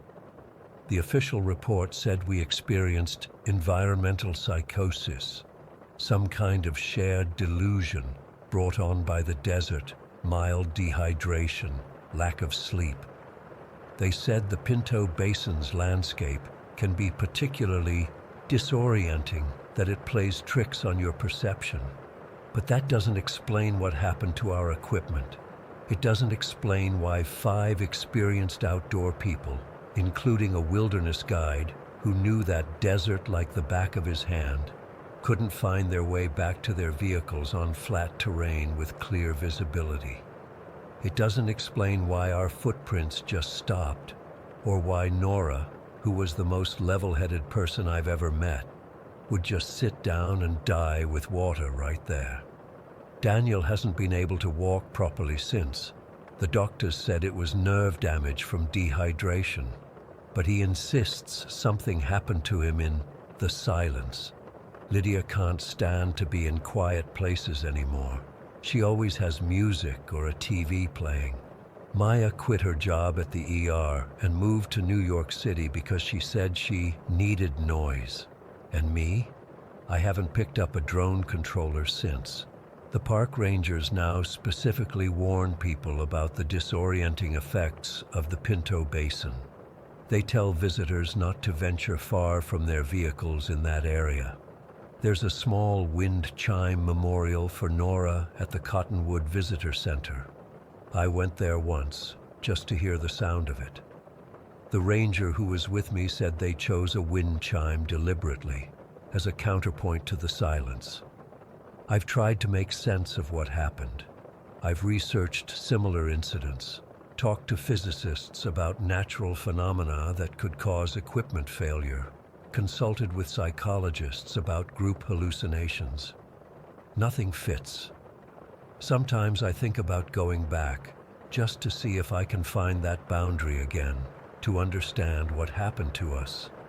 But then I remember the feeling of the silence pressing in, of not being able to hear my own heartbeat, and I know I never will. The desert is supposed to be quiet, but not like that. Never like that. There's a difference between silence and absence. What we walked into wasn't silence. It was something else, something I still don't have words for. All I know is that sometimes, when it's too quiet, I can feel it again.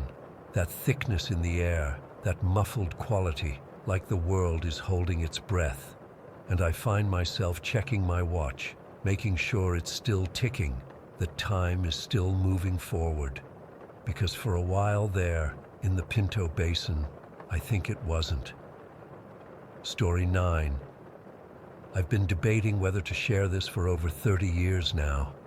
Part of me still feels like talking about it might somehow make things worse, like I'm breaking some unspoken rule.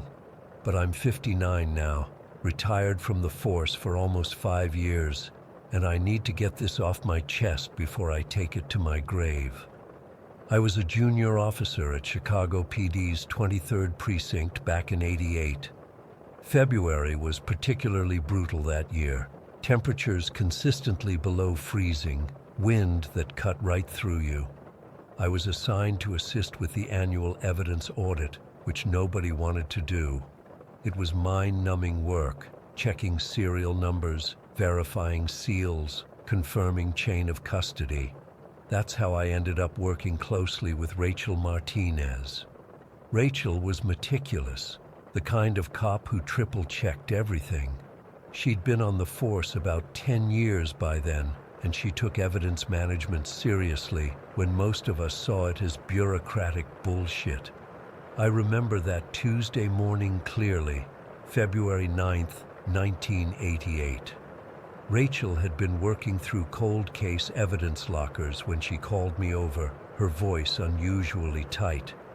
"Something's wrong with these," she said, pointing to 14 evidence boxes from cases dating back to the 60s. At first glance, everything looked normal. The security seals were intact. The sign-out logs matched the system records. But Rachel had noticed something that made my skin crawl. The evidence inside each box had been rearranged. Not haphazardly, but with purpose. Small items shifted into specific patterns. "Look at this from above," she said, opening all 14 boxes and arranging them in the order they'd been shelved. When viewed from above, the items formed numbers, geographic coordinates. I still remember them to this day. What made it truly unsettling was that the security seals were completely intact. There was no sign of tampering, no forced entry recorded in the logs. It was as if someone had rearranged everything without ever opening the boxes. We reported it to Captain DeMarco immediately.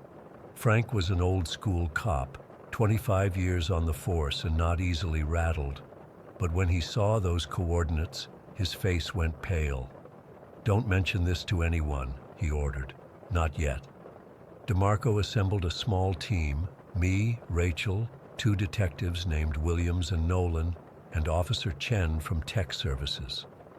The following morning, we followed those coordinates to an abandoned warehouse in the industrial district. The place had been empty for years, according to records, owned by some holding company that turned out to be a shell corporation. Inside, we found a room that still gives me nightmares. The walls were covered with files, not just random papers, but detailed dossiers on every officer who had ever handled the 14 tampered evidence boxes. There were photographs of us in our homes, images that couldn't possibly exist. One showed me asleep in my bedroom from 3 nights earlier. Another showed Rachel having dinner with her mother, taken through her kitchen window. There were photos of DeMarco's kids at school, Williams walking her dog at night. But the worst were the historical photos. Officers from the 60s and 70s who had worked the original cases. Intimate moments of their lives captured in impossible detail. One officer who died in '73 was shown in his hospital room the night before he passed. The photos were arranged chronologically, creating a timeline that spanned decades. We gathered everything and brought it back to the precinct. The warehouse was put under surveillance, but nobody ever came or went. It was as if the files had been planted specifically for us to find. That's when things started to get worse. Rachel began hearing voices in the evidence room when she was alone, whispered conversations that stopped when anyone else entered. She recorded some of them on her personal cassette player. The audio analysis nearly caused the technician to quit on the spot. The voices belonged to officers who had died years ago, men and women who had worked those cold cases in the 60s and 70s. Their conversations weren't random. They were discussing case details that matched the evidence files. I started avoiding the evidence room after that, but I couldn't avoid what happened next. On February 18th, just after 11 at night, every light in the evidence room went out simultaneously. The security cameras showed the timestamp, 11:11 p.m. exactly. The backup generators failed to kick in. For exactly 7 minutes, the cameras recorded nothing but darkness. When the lights came back on at 11:18 p.m., every piece of evidence from unsolved homicides had been rearranged. Not randomly, they were now organized chronologically by the victims' dates of death. Written across one wall in what appeared to be condensation was a message: "We never left our posts." DeMarco ordered an overnight security detail for the evidence room. Officer James Chen volunteered for the first shift. Chen was young, just 34, tech-savvy and skeptical about the whole thing. He brought equipment to monitor temperature fluctuations and electromagnetic fields, convinced there must be a rational explanation. Chen never made it home. The officer who came to relieve him found the evidence room empty. For 2 days, we searched everywhere. There was no sign of Chen leaving the building on any security camera. His car was still in the parking lot. His phone never left the precinct according to tower pings. 72 hours after he disappeared, we found him. His body was inside a sealed evidence locker that had been empty and locked the day before. The locker was still locked from the inside. When the department locksmith opened it, what we found wasn't the Chen we knew. His hair had turned completely white. His skin was wrinkled and paper-thin. The medical examiner said his internal organs showed the deterioration typical of someone in their 90s, though Chen was only 34. He had aged 60 years in 3 days. The official report cited unknown causes. His family was told it was a heart attack. What else could we say? By this point, half the precinct knew something was happening, even if they didn't know the details. People avoided the evidence room. Cases were processed elsewhere whenever possible. But Williams and Nolan were determined to figure out what was happening. They set up their own overnight surveillance on February 27th. I wasn't there that night, but I saw the security footage the next morning. At exactly 2:17 a.m., both officers suddenly stood at attention, as if someone had entered the room. The cameras showed nothing but them, yet they were clearly tracking movement, their eyes following something, or someone, moving around the room. The audio picked up Nolan saying, "Excuse me, sir," and Williams asking, "Which department are you with?" though they appeared to be addressing empty air. Then Williams reached out, as if to touch someone. The moment she did, every piece of electronic equipment in the room failed simultaneously. Their radios, the camera system, even their wristwatches. When the backup systems came online 3 minutes later, both officers were unconscious on the floor. They were alive when we found them, but suffering from severe hypothermia, despite the room temperature being normal. Both died within 24 hours from what the medical examiner called sudden cardiac events with unknown etiology. Williams was 38. Nolan was 42. Before she died, Williams regained consciousness briefly. I was there. She grabbed my hand, her fingers ice cold, and said, "They're still on duty, all of them, every shift since 1928. That was when we discovered the evidence inventory system generating reports for crimes that hadn't happened yet. Detailed case files appearing in the database describing homicides, complete with victim names, crime scenes, and evidence collected. At first, we thought it was some sick prank. Then the first predicted murder happened exactly as described. Then another, and another. The reports were 94% accurate in their details. The only differences were small changes, as if someone had tried to prevent the crimes based on the foreknowledge, but couldn't quite change the outcome. Captain DeMarco ordered a complete evacuation of the evidence facility on March 3rd. As we were removing the last of the active case files, every security camera in the room activated simultaneously.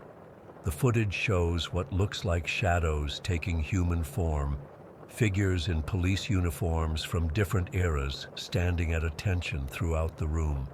The audio system, which hadn't been turned on, somehow recorded what sounded like a roll call, an unidentified voice reading badge numbers, all belonging to officers who had died in the line of duty going back to the precinct's founding. The building was demolished in '89. I was there when they broke ground for the new facility. The construction crew found evidence bags buried in the foundation, perfectly preserved, despite being there since 1928, when the original building was constructed. They contained solved case evidence, showing no signs of aging or deterioration. The official investigation concluded that the evidence room had somehow become what they called a temporal nexus, a place where past, present, and future law enforcement activities converged. The report was classified, of course. The public was told the building had structural issues. Most officers were transferred to other precincts. Some, like me, were encouraged to never discuss what we'd seen. I still dream about it sometimes. I see Chen's aged face. I hear William's last words. I see those coordinates formed from evidence that couldn't possibly have been tampered with. Rachel Martinez never recovered from what happened. She quit the force a month later. Last I heard, she still refuses to sleep in a dark room. Captain DeMarco stayed on until retirement, but never set foot in another evidence room. As for me, I finished my 30 years. I worked patrol, then administration. I avoided evidence rooms and cold cases. But sometimes when I'm alone at night, I swear I can hear voices discussing cases I worked decades ago. And twice now, I've received phone calls with no one on the other end except static and what sounds like a partial roll call being read in the background. I don't know if what happened at the 23rd was supernatural or something science just can't explain yet. All I know is that what we experienced was real, and it's never truly ended. Sometimes I wonder if duty really does extend beyond death for some officers, if they never really leave their posts. All I can say for certain is that I've never felt alone in a police station since, no matter how empty it's supposed to be. Story 10. I never thought I'd be sharing this, but I need to get it off my chest. Even though it's been 15 years, I still wake up in cold sweats some nights. I still flinch when I hear sirens. I still check my locks 3 times before bed. My name is Vanessa Torres. In 2008, I was a sergeant with the Riverside PD in California, working in the communications division. I'd been on the force for 11 years at that point and thought I'd seen everything. I was wrong. It started with something so small that anyone else would have missed it. I was reviewing response times for the Orange Crest neighborhood after we'd received complaints about delayed emergency services. Just routine stuff, the kind of paperwork nobody wants to do but has to get done. I noticed that certain calls had longer response times than others, but only from specific addresses. At first, I thought it was just a technical glitch in our system. You know how technology is, always breaking down when you need it most. But then I started listening to the actual recordings of these calls, comparing them to the dispatcher logs. That's when I heard it. Craig Mercer was one of our best dispatchers. Been with the department for 20 years. I knew his voice like I knew my own brother's, but on certain calls, something was off. The cadence wasn't right. The tone was slightly different. If you weren't paying attention, you'd never notice it. But I did. I pulled Craig aside that afternoon, played him the recordings. His face went pale. "That's not me," he said. "I mean, it sounds like me, but that's not me taking those calls." We took it to the chief that same day. By evening, we had an internal investigation underway. We kept it quiet, didn't want to tip off whoever was doing this. The tech guys confirmed what we suspected. Someone was intercepting specific calls, accessing our dispatch system, and deliberately misdirecting emergency responses. The pattern was clear once we started looking. The affected addresses were all within a 3-mile radius in Orange Crest. Most were homes of women living alone. Most calls were made during evening hours. The response times were being manipulated, extended by 5 to 15 minutes beyond normal. We implemented new security protocols immediately, changed all the passwords, added verification procedures, but then the pattern shifted. Instead of intercepting real emergency calls, we started getting fake ones, calls reporting disturbances that didn't exist, sending officers to addresses where nothing was happening. The FBI cybersecurity team came in. They found hardware keyloggers installed on our dispatch computers. The radio communication system had been compromised too. Someone with serious technical knowledge was targeting our department, our community. One night in August, I was working late, going through addresses of the affected calls, trying to find a connection. The map on my desk showed pins where the calls had come from. Something about the pattern was bugging me. I realized that I could see most of these locations from Mockingbird Hill, a small rise on the eastern edge of the neighborhood. I decided to drive out there. It was around 11 at night, still warm from the summer heat. The hill overlooked a good portion of Orange Crest. Standing there, I could see porch lights, living room windows still lit, people going about their lives, thinking they were safe. My radio crackled. "All units, we have a 1057 at 4228 Sandpiper Lane. A missing person report." My stomach dropped when I heard the address. Craig Mercer hadn't shown up for his shift, and his wife couldn't reach him. I drove straight to Craig's house. Other officers were already there. His car was in the driveway, no signs of forced entry. His dinner was half-eaten on the table. His phone and wallet were still there. Craig was just gone. We set up a command center at the station. While teams were searching for Craig, another call came in. A wellness check on Lisa Reeves, an elementary school teacher who'd missed work that day. When officers arrived at her house, they found her bound in her bedroom. She'd been there for hours, dehydrated and terrified. What she told us chilled me to the bone. A man wearing what looked like a police uniform had shown up at her door the previous evening, saying there had been reports of suspicious activity in the area. He asked to check her house. Once inside, he'd pulled a gun, bound her, and told her he'd be back for her when the time was right. We put Lisa under protection and issued a department-wide alert. The chief authorized a sting operation. We identified potential targets based on the pattern and set up surveillance. I volunteered to be part of it. For 3 nights, nothing happened. On the 4th night, I was stationed near the home of Amanda Chen, a nurse who lived alone on Mockingbird Drive.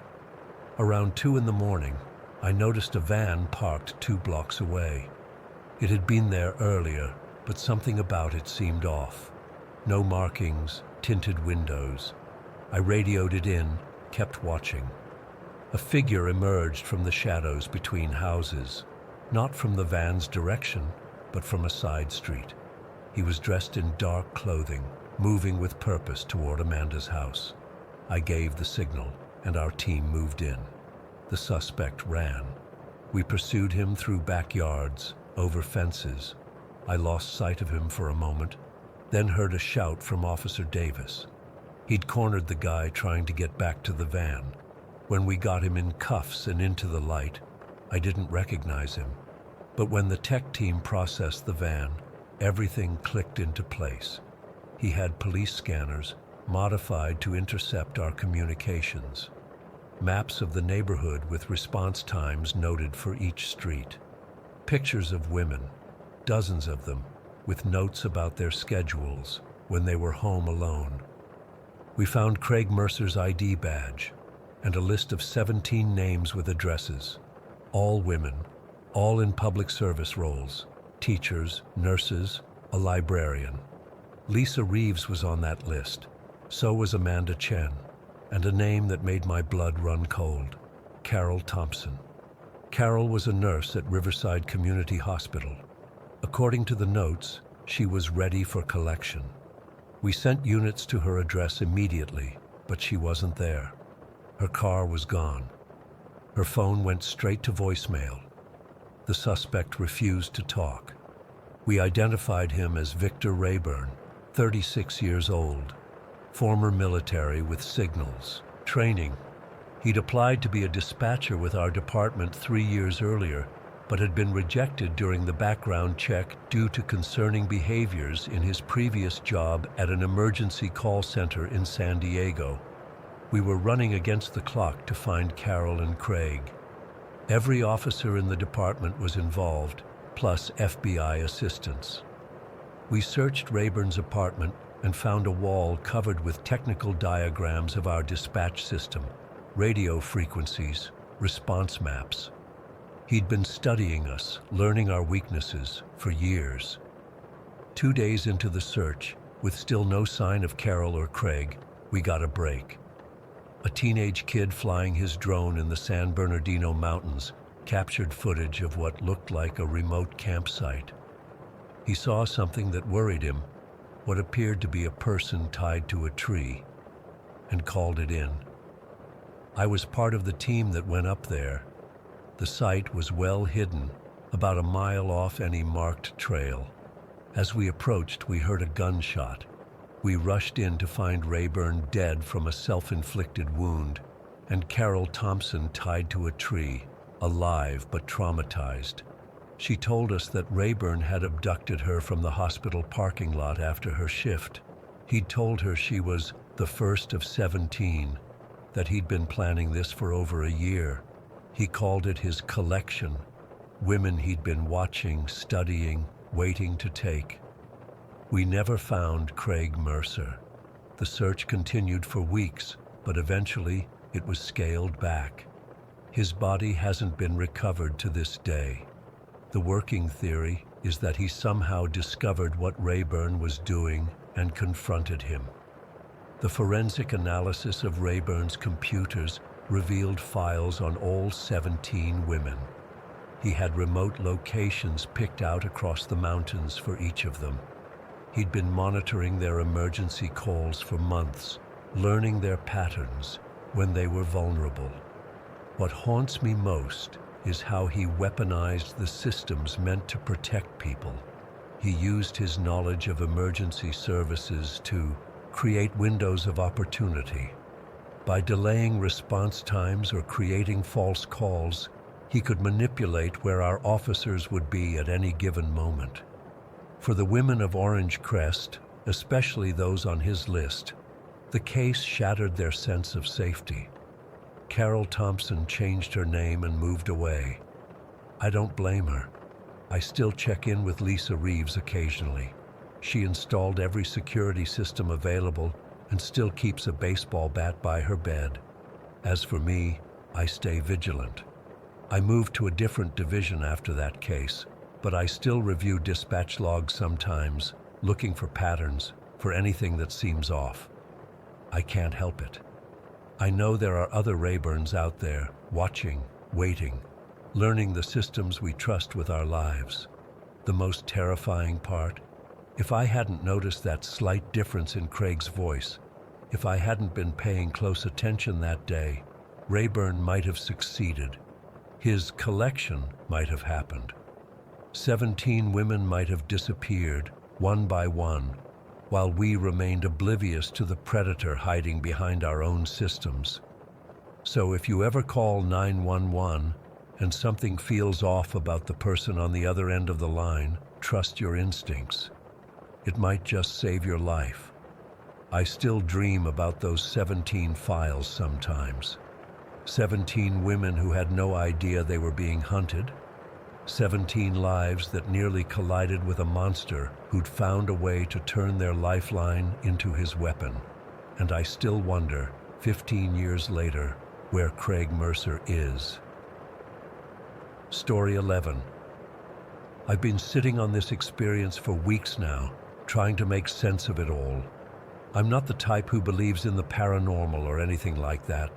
I'm a numbers guy. I work in finance. I just got promoted to regional manager in Chicago. That's why I was making the drive from Seattle in the first place.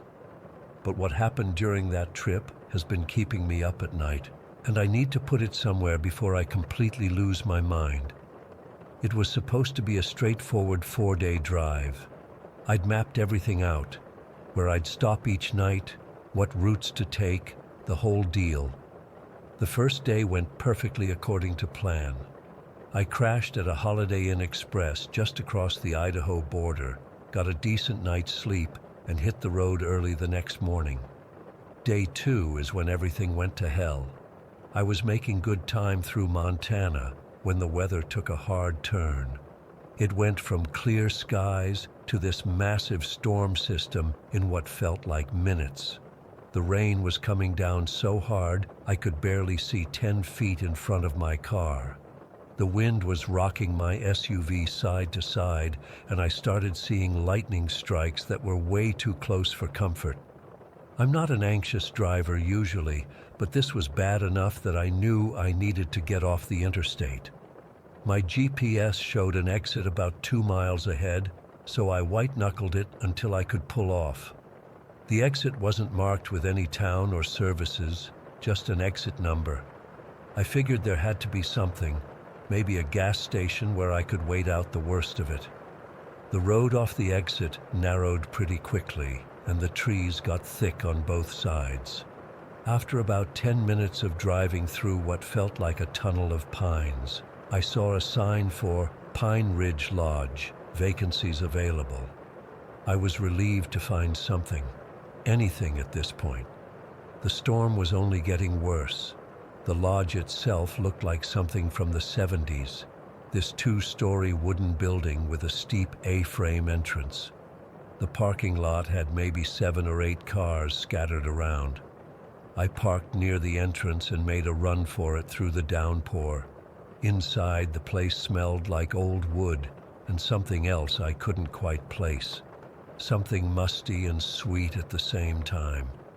The lobby had this massive stone fireplace that wasn't lit, dark wood paneling everywhere, and furniture that hadn't been updated in decades. Behind the front desk was this old guy, had to be in his late 70s, with wispy white hair and these thick glasses that magnified his eyes in a way that made me uncomfortable.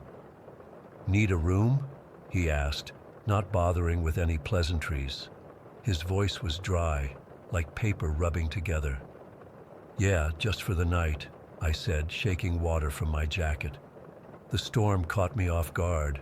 "How far are we from the interstate here?" He blinked at me behind those magnifying glasses. "About 20 miles. That stopped me cold. 20 miles? That can't be right. I just exited off I-90 maybe 10 minutes ago." The old man shrugged. "Roads get confusing in these parts, especially in weather like this." I wanted to argue, but what was the point? I needed a place to stay regardless. He pulled out this ancient leather ledger, not a computer system, an actual book, and had me fill in my information with a ballpoint pen that barely worked. I noticed the last entry before mine was from 3 days ago. "Credit card?" I asked, pulling out my wallet. "Cash only," he replied. "Power gets finicky in storms. Can't rely on the machines." I paid for the night, $80, which seemed steep for a place this outdated, and he handed me an actual key with a wooden tag labeled 4 attached to it. "Second floor, end of the hall," he said. "Dining room's open till 9, no room service." As I turned to head toward the stairs, the lobby door burst open, and a woman rushed in. She was soaking wet, maybe mid-30s, wearing jeans and a white blouse with a dark stain across the shoulder. She had this wild, frantic energy about her. "Is there any cell service here?" she demanded, looking between me and the old man. "I've been trying for hours."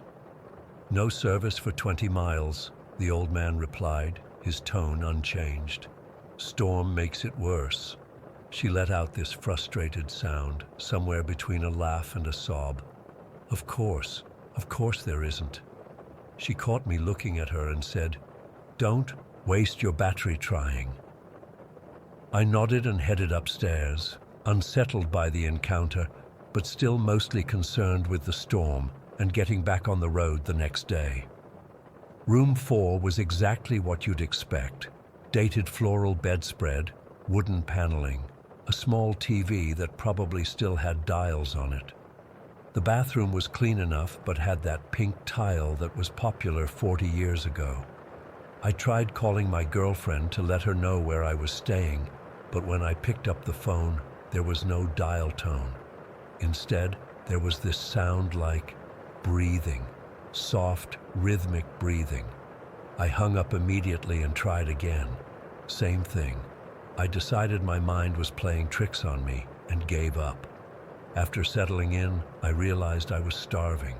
I hadn't eaten since breakfast, and it was already past 6. I headed down to check out the dining room, figuring I'd grab something quick and turn in early. On my way, I passed room 3, and the door was slightly ajar. Through the crack, I could see the woman from the lobby sitting on the edge of the bed, staring at the wall. She must have sensed me because she looked up and our eyes met. Her face was streaked with tears. "They won't let us leave," she whispered, just loud enough for me to hear. Before I could respond, the door swung shut, as if pushed by a draft, except there was no draft in that still, stuffy hallway. The dining room was a large space with about a dozen tables, but only 3 were occupied. A middle-aged couple sat by the window, not speaking to each other, just staring out at the storm. A heavy-set man in a trucker cap sat alone in the corner, methodically cutting his steak into perfectly equal pieces. No one looked up when I entered. I sat at a table near the door, and after a few minutes, a server appeared, a thin man with shaking hands who never quite made eye contact. "Chef's making meatloaf or trout," he said, his voice barely audible over the storm outside. "Meatloaf's fine," I replied. "Hey, do you know how long this storm is supposed to last?" His hands trembled as he wrote down my order. "The storms here, they don't follow normal patterns." He hesitated, then leaned in slightly. "There's no exit to this place, you know." "Not really." I laughed nervously. "What do you mean?" He straightened up quickly, his expression blank again. "Just that the roads get washed out easily. Your food will be out soon." Throughout dinner, I kept noticing weird things. The couple by the window would occasionally speak, but their lips barely moved, and I couldn't hear what they were saying despite the room being quiet. The trucker finished cutting his entire steak into pieces, but never took a single bite. My server would stand in the corner, completely motionless for minutes at a time, until I would look directly at him. Then he'd suddenly be busy again. The meatloaf tasted off. Not spoiled, just wrong somehow, like the ingredients weren't quite what they should be. I only managed a few bites before giving up. Back in my room, I tried to distract myself with TV, but the ancient set only picked up 2 channels, both showing what looked like the same sitcom from the 70s, but with the audio slightly out of sync. I gave up and tried to sleep. I must have dozed off eventually, because I woke up suddenly at exactly 2:17, according to the digital clock on the nightstand. Something had slid under my door, a folded piece of paper. I got up, heart pounding, and retrieved it. The note was written in shaky handwriting. "They take one each night. We need to leave now." I stood there, reading those words over and over, trying to convince myself this was some sick joke. But the unease I'd been feeling since I arrived suddenly crystallized into genuine fear. I got dressed and packed my bag as quietly as possible. I didn't know what was happening, but every instinct was screaming at me to get out. I remembered the woman in room 3 and decided to check on her first. Safety in numbers, right? I knocked softly on door 3. No answer. I tried the handle, and to my surprise, it opened. The room was completely empty. Not just empty of people, but empty of any sign anyone had stayed there. The bed was perfectly made, no luggage, no personal items. Nothing. It looked like it hadn't been used in years. A cold feeling spread through my chest. I'd seen her in this room just hours ago. I decided to avoid the lobby and find another way out. At the end of the hallway was a service door that led to a back staircase. I took it down to the first floor and found myself in a narrow corridor that smelled strongly of that same sweet, musty odor from before, only much stronger. I followed the corridor until I found a door that led outside. The storm had stopped, and the night was unnaturally still. The parking lot was empty except for my car. All the other vehicles were gone. Something made me look back at the lodge before I left. Above the entrance, barely visible in the moonlight, was a sign I hadn't noticed before. Pine Ridge Memorial Lodge, Est, 1954-1987. My hands were shaking so badly I could barely get the key in the ignition. As I pulled away, I looked in my rearview mirror and saw 3 figures standing in front of the lodge, the middle-aged couple and the trucker, watching me leave. The road away from the lodge wasn't the same one I'd arrived on. It was older, narrower, with faded lines and crumbling edges. It seemed to go on forever, before finally connecting to what looked like an abandoned highway. Definitely not the interstate I'd been on. I drove for over an hour before I found signs of civilization. A small town just waking up as dawn broke. I pulled into the first gas station I saw, desperate for coffee and directions. The attendant, an older guy with a friendly face, took one look at me and said, "You all right, buddy? You look like you've seen a ghost." "I stayed at a place called Pine Ridge Lodge last night," I said, my voice hoarse. "I'm trying to get back to the interstate." His expression changed instantly. "Pine Ridge burned down in '87, killed everyone inside, been gone for decades." I laughed, thinking he was messing with me. "No, I was just there. I slept there last night." He shook his head slowly. "Son, that place is nothing but ash and bad memories. They found what was left of it years ago." He must have seen something in my face because he gestured for me to follow him inside. He pulled up a news site on his phone and showed me a local article dated just that morning. The headline read, "Remains Identified in Pine Ridge Lodge Cold Case." The article stated that the remains of 3 people had finally been identified through new DNA testing, a married couple from Idaho and a long-haul trucker who had all gone missing in the winter of 1987, presumed to have been staying at the lodge when it burned down. Their photos were at the bottom of the article, the middle-aged couple and the man in the trucker cap. I checked my own phone for the first time since the previous afternoon. I had no missed calls, no texts, nothing to indicate I'd been unreachable. According to my phone, less than 8 hours had passed since I'd pulled off the interstate, but my car's clock showed I'd been driving for nearly 12. I've driven through Montana twice since then, taking completely different routes. I've researched the Pine Ridge Lodge extensively. It was real. It did burn down in 1987. But here's the thing. The official report says the fire started in room 3, and the first victim was a woman in her 30s. I don't know what happened to me that night. I don't know if I dreamed it all or experienced some kind of time slip or something worse. All I know is that sometimes, late at night, when my apartment is completely quiet, I pick up my phone and hear that soft, rhythmic breathing on the other end of the line. Story 12. I've been debating whether to post this for years.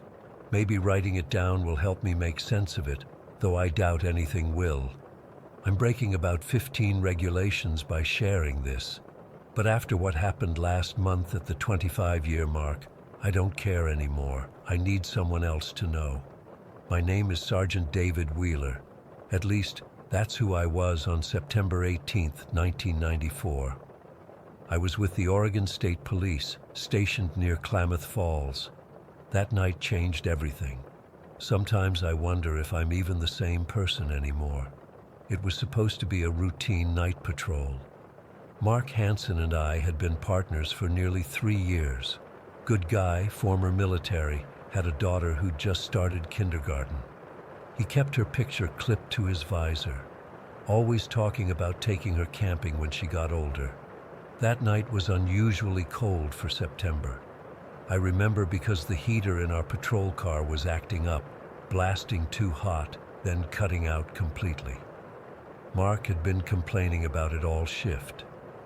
Around 1 in the morning, we'd pulled over to get coffee at that 24-hour gas station just off the 97. The attendant, Eddie, I think his name was, mentioned something about truckers reporting weird radio interference all week. We didn't think much of it at the time. We got back on Highway 97 around 1:30 a.m. Not much traffic that time of night, just the occasional long-haul trucker. Mark was driving, and I was half dozing, watching the trees flash by in our headlights. The moon was almost full, casting this eerie blue glow over everything. Around 2 a.m., we spotted it. A black sedan parked on the shoulder near mile marker 238. No plates, no lights, just sitting there like it had materialized out of nowhere. Mark slowed down, flipped on our overheads, and pulled in behind it. "Probably some drunk sleeping it off," he said, but something about it immediately felt wrong. The car looked, I don't know how to describe it, too perfect. The black paint didn't reflect our lights the way it should have. It absorbed them. Mark called in our position and the stop. Dispatch acknowledged, and we approached the vehicle using standard procedure. Mark on the driver's side, me covering from the passenger side with my flashlight. I remember my hand was sweating on my gun, which was weird because it was freezing outside. The windows were tinted completely black. I couldn't see inside, not even with my flashlight pressed against the glass. Mark tapped on the driver's window with his knuckles. The sound it made wasn't right, not like knocking on glass at all, more like tapping on, I don't know, something dense and organic. "Oregon State Police," Mark called out. "Roll down your window, please." Nothing happened for maybe 10 seconds. Then the window started to lower. I still couldn't see inside. It was like looking into a hole in the universe. Mark leaned in slightly. That's when things got bizarre. My flashlight flickered and died. The air pressure changed suddenly. My ears popped painfully. I felt this intense wave of vertigo, like the ground had tilted under me. Mark made this sound, not a scream, more like a gasp of surprise. Then he said something that chilled me. "They don't have faces." I reached for my radio to call for backup. That's when I heard it, this low, pulsing hum that seemed to come from everywhere at once. It made my teeth vibrate and my vision blur. I managed to key the mic and yell, "Code 30, code 30, something's not right." I remember feeling an intense pressure in my head, like it was going to explode. The radio made this awful screeching noise and got so hot I dropped it. Then everything went white. Not like passing out, more like reality itself overexposed like a photograph. I felt like I was being stretched and compressed simultaneously. There was no sense of time or space, just this overwhelming sensation of being examined. When I could see again, I was standing in the exact same spot, but Mark and the sedan were gone. Our patrol car was still there, lights flashing silently. The dashboard clock read 2:15 a.m., but the position of the moon had changed dramatically. It was much lower in the sky. I staggered back to our car, trying to radio for help, but the equipment had literally melted inside the console. The plastic had warped and fused like it had been subjected to incredible heat, but nothing else was damaged. The engine was still running. The heater was blowing cold air. I heard another patrol car approaching before I saw its lights. It was Barnes and Rodriguez, responding to our cutoff transmission. When they pulled up, Rodriguez looked at me like he'd seen a ghost. I later found out why. According to their timeline, I'd been missing for 12 minutes. To me, it felt like seconds. I tried explaining what happened, but nothing made sense. They searched the area while I sat in their car, shaking uncontrollably despite the heater being on full blast. I couldn't stop checking my watch. It had stopped at 2:15, but the second hand was spinning backward. When dawn broke, the scene got even weirder. There was this perfect circle of dead vegetation around where the sedan had been parked, like everything had been flash frozen and then thawed. The grass was flattened in a spiral pattern, and the asphalt in the center looked wrong, slightly melted, but also crystallized. One of the forensic guys took soil samples, and his radiation detector went crazy. Not like nuclear radiation, something else they couldn't identify. I overheard him saying the readings were impossible and not on any known spectrum. They found Mark's service weapon the third day, embedded in a tree trunk about a mile away. The gun looked ancient, like it had been there for decades, but the serial number matched. The metal had changed somehow. The lab guys said it showed molecular alteration consistent with extreme aging, but concentrated in specific areas. The barrel had fused completely closed. I couldn't sleep for weeks afterward. When I did, I'd dream of that black sedan and wake up with nosebleeds. Sometimes I'd find myself standing in my kitchen at 2:15 a.m. with no memory of getting out of bed.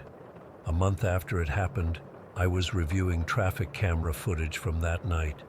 We were trying to trace the sedan's route before our encounter. That's when I saw it, the same black car passing through a gas station 20 miles north at exactly 2:30 a.m., 15 minutes after our encounter. The driver's seat was empty. The car was moving at exactly 55 mph according to the timestamp data. Not 54, not 56, exactly 55. Other officers started coming forward with stories after Mark vanished. Truckers picking up strange conversations on their CBs in languages they couldn't identify. Patrol cars that would appear in their rearview mirrors but disappear when they pulled over. Compasses and instrumentation going haywire at specific points along Highway 97. 6 months later, a package arrived at headquarters addressed to me personally. No return address, no postmark. Inside was Mark's badge, looking brand new, and a cassette tape. The tape contained what audio experts identified as background radiation from deep space, interrupted periodically by distorted human voices repeating badge numbers, all belonging to officers who had gone missing in Oregon over the past 50 years. I took a leave of absence after that. Couldn't handle being on patrol anymore. They assigned me to desk duty, but I started drinking too much and eventually left the force in 1997. I moved to Colorado, tried to start over, but I couldn't escape it. Every year on September 18th, my watch stops at 2:15 a.m. Every electronic device in my house goes haywire. In 2003, I got a call from my old captain. Construction workers widening Highway 97 had uncovered something buried near mile marker 238, a metal box sealed with some unknown alloy. Inside was a newspaper dated September 18th, 2044. The headline described how Mark Hansen and I had reappeared at the exact location of our disappearance, not having aged a day, with no memory of where we'd been. According to this future article, we both died hours after our return from something called temporal displacement syndrome. I went back to that stretch of highway once, in 2010, stood at mile marker 238 at 2:15 a.m. Nothing happened, but I swear I could hear that humming again, just at the edge of perception. A truck driver stopped to check if I needed help. He mentioned he always accelerates through this stretch because his GPS shows him driving backward, even when he's going forward. I've spent years researching similar incidents, connecting with other officers who've experienced unexplained phenomena. There's a pattern, but it makes no sense. It's like certain points in our reality are thin, permeable. like something's been watching us through these windows, occasionally reaching through. Last month marked 25 years since that night. I was at home, waiting for 2:15 a.m. like I always do on the anniversary. My TV turned itself on, displaying only static. Through my speakers, clear as day, I heard Mark's voice. Still on patrol, awaiting backup. Time is not what you think. Then my phone rang. The caller ID showed my own number. When I answered, I heard my own voice from that night. Code 30, something's not right. I don't know what happened to Mark. I don't know what's going to happen to me in 2044. But I know we encountered something on Highway 97 that exists outside our understanding of reality. Something that took my partner and has been watching me ever since. The official file remains classified. Mile marker 238 has been relocated 3 times, but somehow always ends up in exactly the same geographic location. I've written all this down as a record in case I disappear too, or in case I come back. Story 13. I've never really told this story to anyone outside our group. It's been 21 years, but I still check my locks 3 times before bed every night. I still can't sleep with my back to a window, and I still jump when I hear a car slow down on my street after dark. It was the summer of 2002, right after our junior year of high school ended. Sarah's family had this cabin near the 100-mile wilderness section of the Appalachian Trail in Monson, Massachusetts. It wasn't really a cabin like you might think. It was actually pretty nice, 2 stories with big windows looking out into the woods, but it was definitely isolated. The nearest neighbor was maybe half a mile away, and cell service was basically non-existent back then. There were 5 of us going: me, Sarah, Jen, Melissa, and Katie. We'd been planning this trip for weeks. Sarah's parents were in Europe for 2 weeks, and they'd reluctantly agreed to let us stay at the cabin for the weekend, as long as we promised not to have any boys over or throw any parties. We were just excited to have a few days away from our parents before senior year started. I remember it was hot that day, like disgustingly humid hot, where your clothes stick to you the second you step outside. We'd all piled into Melissa's mom's minivan with our sleeping bags and backpacks full of snacks and scary movies. The drive took about an hour and a half from where we lived, and we were all in that giddy, silly mood you get when you're 17 and have a whole weekend of freedom ahead of you. We needed to stop for gas about 20 minutes outside of Monson. It was this run-down place called Pete's Gas and Convenience. Just a little shack with 2 pumps and a bunch of faded signs for beer and cigarettes in the windows. The kind of place that probably hadn't been updated since the 70s. While Melissa filled up the tank, the rest of us went inside to get drinks and use the bathroom. The air conditioning was barely working, just this sad little window unit that made more noise than cold air. There was an old guy behind the counter who barely looked up from his newspaper when we walked in. But what I remember most were these 2 men standing by the beer coolers. They looked to be in their 30s maybe, both with this weathered, rough look about them.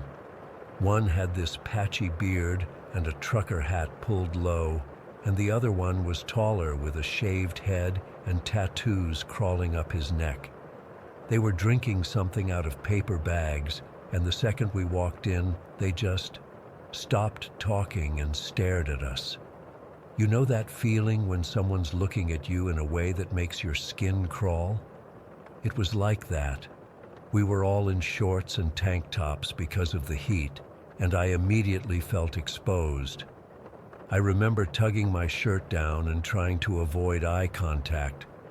Katie and I went to grab sodas while Jen and Sarah headed to the bathroom in the back. The guys moved to stand right next to us at the chip rack. The shorter one, the one with the beard. He got so close to me I could smell the beer and cigarettes on his breath. "You girls heading out to the woods?" he asked, looking me up and down in a way that made me want to shower. Pretty little things like you shouldn't be out there alone. I mumbled something about meeting people and tried to step away, but he shifted to block my path. "I know all the best spots around here," he continued, his voice dropping lower. "Me and my buddy could show you a real good time." Katie grabbed my arm then and pulled me toward the counter. "We need to pay," she said loudly, and I could tell she was freaked out too. The taller guy called out as we hurried to the register. "Which cabin you staying at? Maybe we'll come check on you later. Make sure you're safe." My heart was pounding as we paid for our stuff. The old man behind the counter didn't seem concerned at all, just took our money and went back to his paper. When we got outside, I was so relieved to see Melissa still there with the van. "We need to go now," Katie said, and explained what happened while we waited for Jen and Sarah. When they came out a few minutes later, they looked shaken too. Apparently, the men had been watching them through the window of the bathroom door, which didn't lock properly. We all piled into the van, and Melissa peeled out of there way faster than necessary. "Those guys were such creeps," Jen said, shuddering. The tall one kept asking where we were staying and if we wanted to party later. "Did you tell them anything?" I asked, suddenly worried. "No way," Sarah said, "but they were watching which direction we drove off in." We tried to laugh it off as we continued toward the cabin, but there was this new tension in the air. I kept checking the side mirror to see if anyone was following us, but the road behind us stayed empty. The cabin was at the end of this long dirt driveway, surrounded by tall pines and maples. It was gorgeous in the afternoon sunlight, all warm wood and big windows, with a wraparound porch and a fire pit in the yard. Under different circumstances, I would have been thrilled. We unloaded our stuff and tried to shake off the creepy feeling from the gas station. Sarah showed us around, the big open living room with a stone fireplace, the kitchen with its island where her dad made pancakes every morning when they stayed there, the loft upstairs with a couple of bedrooms, and most importantly, the basement where her dad had built this special wine room with a heavy door and reinforced walls to keep his collection at the perfect temperature. "My dad's obsessed with his wines," Sarah explained as she showed us the thick door with its heavy-duty lock. "He spent like thousands making sure this room was perfectly controlled for his precious bottles." We didn't think much of it at the time. We were more interested in making dinner and setting up our sleeping bags in the living room for our scary movie marathon. We made tacos and mixed these awful sugary drinks with the cheap vodka Katie had stolen from her parents' liquor cabinet. It was around 9 when things started to feel off. We were halfway through watching The Ring, still one of the scariest movies ever, by the way, when Melissa paused it to use the bathroom. A minute later, she came running back, her face white as a sheet. "There's someone outside," she whispered, her voice shaking. "I saw a face looking in through the bathroom window." We all froze. Sarah immediately turned off the TV, plunging the room into near darkness except for a small lamp in the corner. "Are you sure?" Jen asked. "Maybe it was just a reflection or something." "I know what I saw," Melissa insisted. "It was a man's face, staring right at me." That's when we heard it, the sound of footsteps on the porch, slow and deliberate. Then a soft knock on the front door. "Hey, ladies," called a voice that made my blood turn to ice. It was the man from the gas station. "We brought some beers. Why don't you open up?" Sarah was already dialing 911 on the landline, her hands shaking so badly she had to redial. We huddled together in the living room, trying not to make a sound. "We know you're in there," called a second voice, the taller man. Don't be rude now. Open the fucking door. I'll never forget the relief I felt when Sarah whispered that she had gotten through to the police. She was quietly giving them the address, telling them there were men trying to break in when the power went out. Complete darkness. The phone went dead in Sarah's hand. It was a cordless that needed electricity. Did they get through? Katie whispered. I think so, Sarah said, but she didn't sound confident. Then we heard it, the sound of glass shattering in the kitchen. They were breaking in. The basement, Sarah hissed. Dad's wine room. The door locks from the inside. We felt our way through the dark house, trying not to bump into furniture or make noise. I was holding onto Jen's shirt in front of me, my other hand brushing along the wall. We had just reached the basement door when we heard them inside the house. Where are you, pretty girls? One of them called, his voice echoing through the dark house. We just want a party.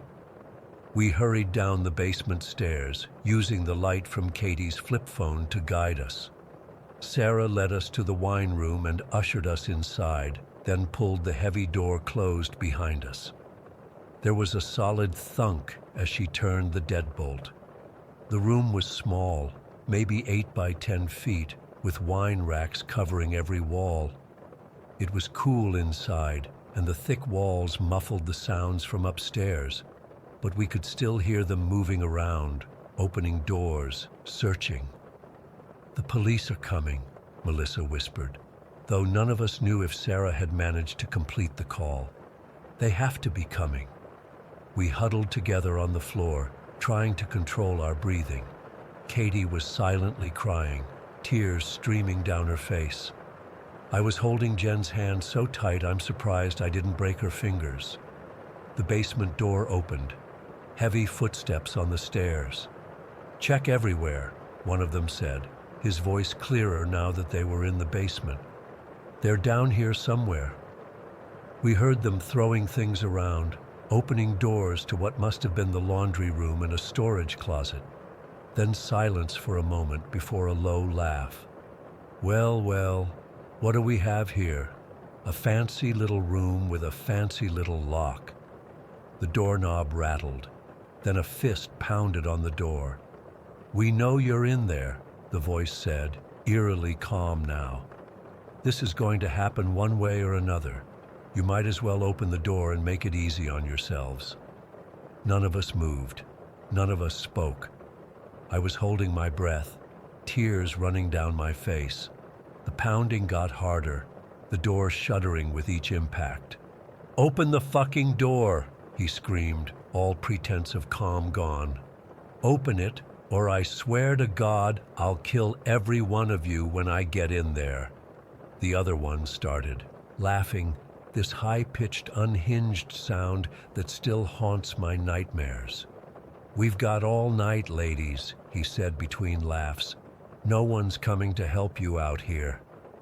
They took turns, one pounding on the door while the other shouted obscenities and threats so vile I can't bring myself to repeat them. The door held, but each impact made us jump. I was sure that eventually it would give way. I don't know how long we were in there. It felt like hours, but was probably only 20 or 30 minutes, when we heard something that made us all look up, sirens in the distance. The pounding stopped. The men went quiet. Fuck, one of them spat. We need to go. This isn't over, the other one called through the door. I'll find you, all of you, one by one. I promise you that. We heard them thundering up the stairs, then the sound of the back door slamming. The sirens got louder, then stopped outside the house. We stayed in that wine room for another 15 minutes, too terrified to come out until we heard the police calling through the house. When we finally opened the door, there were 3 officers standing there, flashlights illuminating the basement. The next few hours were a blur, giving statements, the police searching the woods around the cabin, calling our parents to come get us. The men had ransacked the house, dumped out our bags, broken dishes and lamps. They'd written obscene things on the bathroom mirror with Melissa's lipstick. They never caught them. The police found tire tracks on a service road behind the property, but no other leads. They said the men probably disabled the power from the outdoor electrical box and that they'd cut the phone line too. If Sarah hadn't managed to get through to 911 before the power went out, I don't know what would have happened. That was 21 years ago. We're all 38 now, with jobs and families of our own. Katie moved to California right after college. Melissa's in Boston. Jen and Sarah both ended up in New York. I'm the only one who stayed in Massachusetts, though I moved to a different town.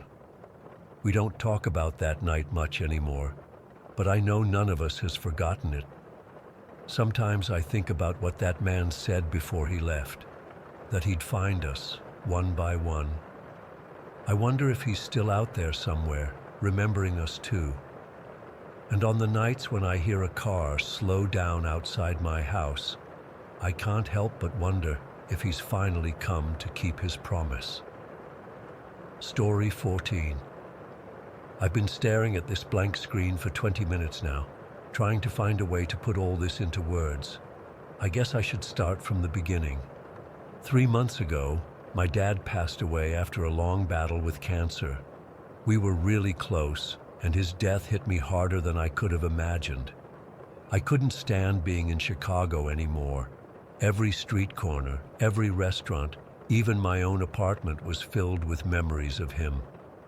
After weeks of hardly leaving my bed, I made the decision to start fresh somewhere new. I found this little cottage in Pine Hill, a small town about 4 hours from Chicago that I'd visited once as a kid. The rent was surprisingly affordable, and the pictures online showed a charming little place surrounded by trees with a small garden. It seemed perfect, quiet, peaceful, away from the constant reminders of my grief. The first few weeks here were actually really good. For the first time since Dad died, I could breathe again. My cottage was at the end of a gravel road with only 2 other houses nearby, both far enough away that I had plenty of privacy. I spent my days exploring hiking trails, reading in the garden, and slowly fixing up the place. The locals were friendly without being intrusive, and I started to feel like maybe this move was exactly what I needed. Then the phone calls started. The first one came around midnight. I was almost asleep when my phone rang, startling me awake. When I answered, there was nothing, just silence. I figured it was a wrong number or a bad connection and went back to sleep. The next day, it happened again, this time at 3 in the morning. Just silence on the other end. I hung up and blocked the number. The calls kept coming from different numbers, sometimes in the middle of the night, sometimes in the afternoon while I was reading or cooking. Always the same, complete silence, then a hang-up after about 30 seconds. I tried to convince myself it was just telemarketers with faulty systems, but something about it made my skin crawl. Last Tuesday, I was making dinner in my kitchen. I had music playing and was chopping vegetables when I got that feeling. You know the one, where the hairs on the back of your neck stand up and you just know someone's watching you. I looked up toward the window over the sink and saw movement outside. It was just for a second, a dark shape passing by the window, too quick for me to make out any details. I dropped the knife and ran to the door, flipping on the outside lights, but there was nothing there, just the trees swaying in the breeze. I told myself it was probably a deer or maybe one of the neighborhood cats, but I couldn't shake the uneasiness. That night, I double-checked all the locks before going to bed and slept with my bedside lamp on. The next day, I went into town and bought a basic security system. Nothing fancy, just sensors for the doors and windows that would alert my phone if anything opened while I was away or asleep. I installed everything myself, checked that it was working, and felt a little better. I also started keeping all the doors locked, even during the day when I was home. On Thursday, I went to the local bookstore to pick up some new reading material. While browsing, I met Claire, a woman about my age who worked there. We got to talking about books, and she mentioned she ran a weekly book club that met at her house. She invited me to join them that evening, and I accepted immediately. It seemed like a good opportunity to meet some people and get out of my own head for a while. The book club was nice, just 5 women sitting around Claire's living room, drinking wine and discussing some thriller that had been on the bestseller list. I hadn't read it yet, but they didn't mind. It felt good to be around people, to have normal conversations that didn't revolve around my dad or my grief or the weird phone calls. It was around 10 when we wrapped up. Claire offered to walk me to my car, but I assured her I was fine. My car was parked just across the street under a street light. As I was walking to it, I noticed another car parked about 20 feet away, a black sedan with tinted windows. The driver's window was rolled down a few inches, and I could see a man with dark hair sitting inside, watching me. He didn't look away when I noticed him. If anything, he seemed to stare more intently. I got into my car quickly, locked the doors, and drove away. In my rearview mirror, I saw the black car pull out and turn in the opposite direction. I told myself I was being paranoid, that it was just some guy waiting for someone.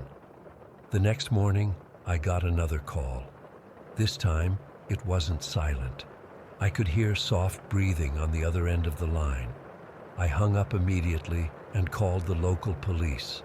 The officer who took my call was sympathetic but didn't seem too concerned. He said they'd increase patrols in my area and told me to call back if anything else happened. That night, I was sitting in my living room reading when I heard rustling outside. I peeked through the blinds and saw the same black car parked at the end of my driveway. The man was standing beside it, looking toward my house. I couldn't see his face clearly in the darkness, but I knew it was the same guy from outside Claire's house. I called 911, my hands shaking so badly I could hardly dial. The dispatcher told me to stay inside and lock all doors while they sent an officer. I watched from the window as the man got back into his car. He just sat there, engine off, for what felt like forever. When the police sirens became audible in the distance, he started the car and sped away. The officer who responded took my statement and looked around the property, but found nothing. He suggested I stay somewhere else for the night if possible. I called Claire, who immediately offered her guest room. I threw some clothes and toiletries into a bag and drove to her house, checking my rearview mirror the entire way. I barely slept that night, jumping at every sound. Claire was amazing, making me tea and sitting up with me until I finally dozed off around 4 in the morning. The next day, she insisted on coming back to the cottage with me to pick up more of my things. When we pulled into my driveway, I knew immediately something was wrong. The front door was slightly ajar, even though I was certain I'd locked it before leaving.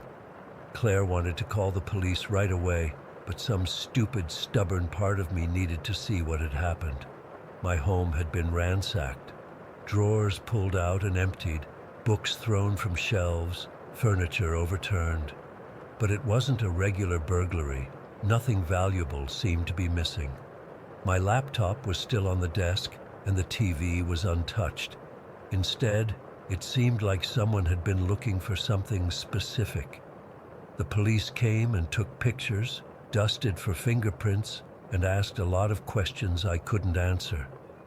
They assigned an officer to drive by my house regularly and gave me a direct number to call if anything else happened. Claire insisted I stay with her until they caught whoever was doing this. 3 days later, a package arrived at Claire's house for me. I hadn't given anyone her address, which made it all the more unsettling. Inside was a small, antique-looking locket on a thin silver chain. When I opened it, there was a tiny, faded photograph of a woman I didn't recognize. No note, no explanation, just the locket. I took it to the police station immediately. The officer I spoke with seemed much more concerned now, especially when I explained about the package being delivered to an address that wasn't publicly connected to me. They took the locket as evidence and promised to look into it. 2 days later, I got a call from the police. They'd identified the man who'd been stalking me, a local resident named Thomas Garner with a history of similar behavior. They'd connected him to the locket. Apparently, it had belonged to his mother, who died when he was young. They found him in possession of items from my house and arrested him. It's been 2 weeks since his arrest. I'm back at my cottage now, but things aren't the same. I've changed all the locks, installed security cameras, and started taking self-defense classes at the community center. Claire checks on me daily, and other members of the book club have been incredibly supportive, bringing meals and offering company. The police told me that Thomas had fixated on me because I apparently resemble his dead mother. The locket was his twisted way of acknowledging this connection he felt we had. He'd been watching me for weeks, figuring out my routine, making those silent calls to hear my voice. I'm trying to reclaim my life and my sense of safety, but it's hard. Every noise outside makes me jump. I keep the security system armed even when I'm home. I check and double-check the locks before bed, but I refuse to run away again. Pine Hill was supposed to be my fresh start, and I won't let him take that from me. I'm still grieving my dad, still trying to build a new life, but now I'm also recovering from this violation of my privacy and sense of security. Sometimes I still wake up in the middle of the night, certain I've heard a car outside or footsteps on the porch. The rational part of my brain knows Thomas is in jail and can't hurt me, but fear isn't rational. I don't know if I'll ever feel completely safe here again, but I'm determined to try. The weirdest part? Sometimes I catch myself looking at that security camera footage, scanning for shadows that shouldn't be there. And every so often, just at the edge of the frame, I swear I see something move. The police say it's just the trees or animals passing by, but I'm not so sure, because even now, with Thomas locked up, my phone still rings sometimes in the middle of the night, and there's never anyone on the other end. Story 15. I'm still trying to make sense of what happened 2 weeks ago. Sorry if this is scattered, but I need to get it out of my head. I grew up in Wyoming County, West Virginia, about as backwoods as it gets. For those who've never been, it's not the kind of place you'd find on postcards. No hospitals within 40 minutes, no Walmart, not even a damn traffic light in the whole county when I was growing up. Just hollers and hills and coal mines and churches. I got out when I was 23 and never planned to go back except for Christmas and funerals. But when Uncle Earl died suddenly of a heart attack, I had to return. He was my mom's brother, and since she passed 5 years ago and my dad's been in a home with dementia, it fell to me to clean out Earl's place. My brother Eli still lives about an hour away, but he works at the mine 6 days a week and has 3 kids. Uncle Earl lived alone in this small 2-bedroom house at the base of what locals call Rickety Ridge. The house sits at the end of a dirt road, backed right up against the mountain with nothing but trees and darkness behind it. As a kid, I was always creeped out by how isolated it was, but Earl loved it. Peace and quiet, he'd say. I arrived on a Tuesday afternoon in early October. The trees were changing, which would have been beautiful if I wasn't so on edge. Earl's house looked exactly the same as when I was a kid, peeling white paint, rusty metal roof, and a sagging porch with 2 rocking chairs. The only difference was everything seemed smaller now. The first night was uneventful. I ordered pizza from the only place that delivers out there, sorted through some paperwork, and crashed in the guest room. The silence was deafening compared to my apartment in Columbus. Every time the house settled or the wind blew, I'd jolt awake. The next day is when everything went to shit. I woke up around 9, made some coffee, and started going through Earl's things. By noon, I was frustrated with the spotty cell service. I couldn't even text Eli to ask which of Earl's tools he wanted to keep. Every time I tried to send anything, it would fail. After lunch, I remembered something from childhood, how my cousins and I would hike up the old logging road behind the house to get better reception. It was about a 20-minute walk uphill to a clearing where you could see the whole hollow below. I figured I'd give it a shot, grab some signal, and stretch my legs at the same time. I put on my jacket, stuffed my phone in my pocket, and headed out the back door. The logging road was more overgrown than I remembered, with saplings pushing up through the center and briars catching on my jeans. But it was still walkable. The October air was crisp, and despite everything, it felt good to be moving. I could hear crows calling from somewhere deeper in the woods and the occasional rustle of squirrels in the leaf litter. The farther I got from the house, the steeper the trail became, zigzagging up the mountainside. After about 15 minutes, I reached the clearing. It wasn't much, just a flat spot where they used to stack logs before hauling them down. But the view opened up, and you could see the patchwork of small farms and houses dotting the valley floor. I pulled out my phone and was relieved to see 2 bars of service. I texted Eli, sent a few emails, and checked my messages.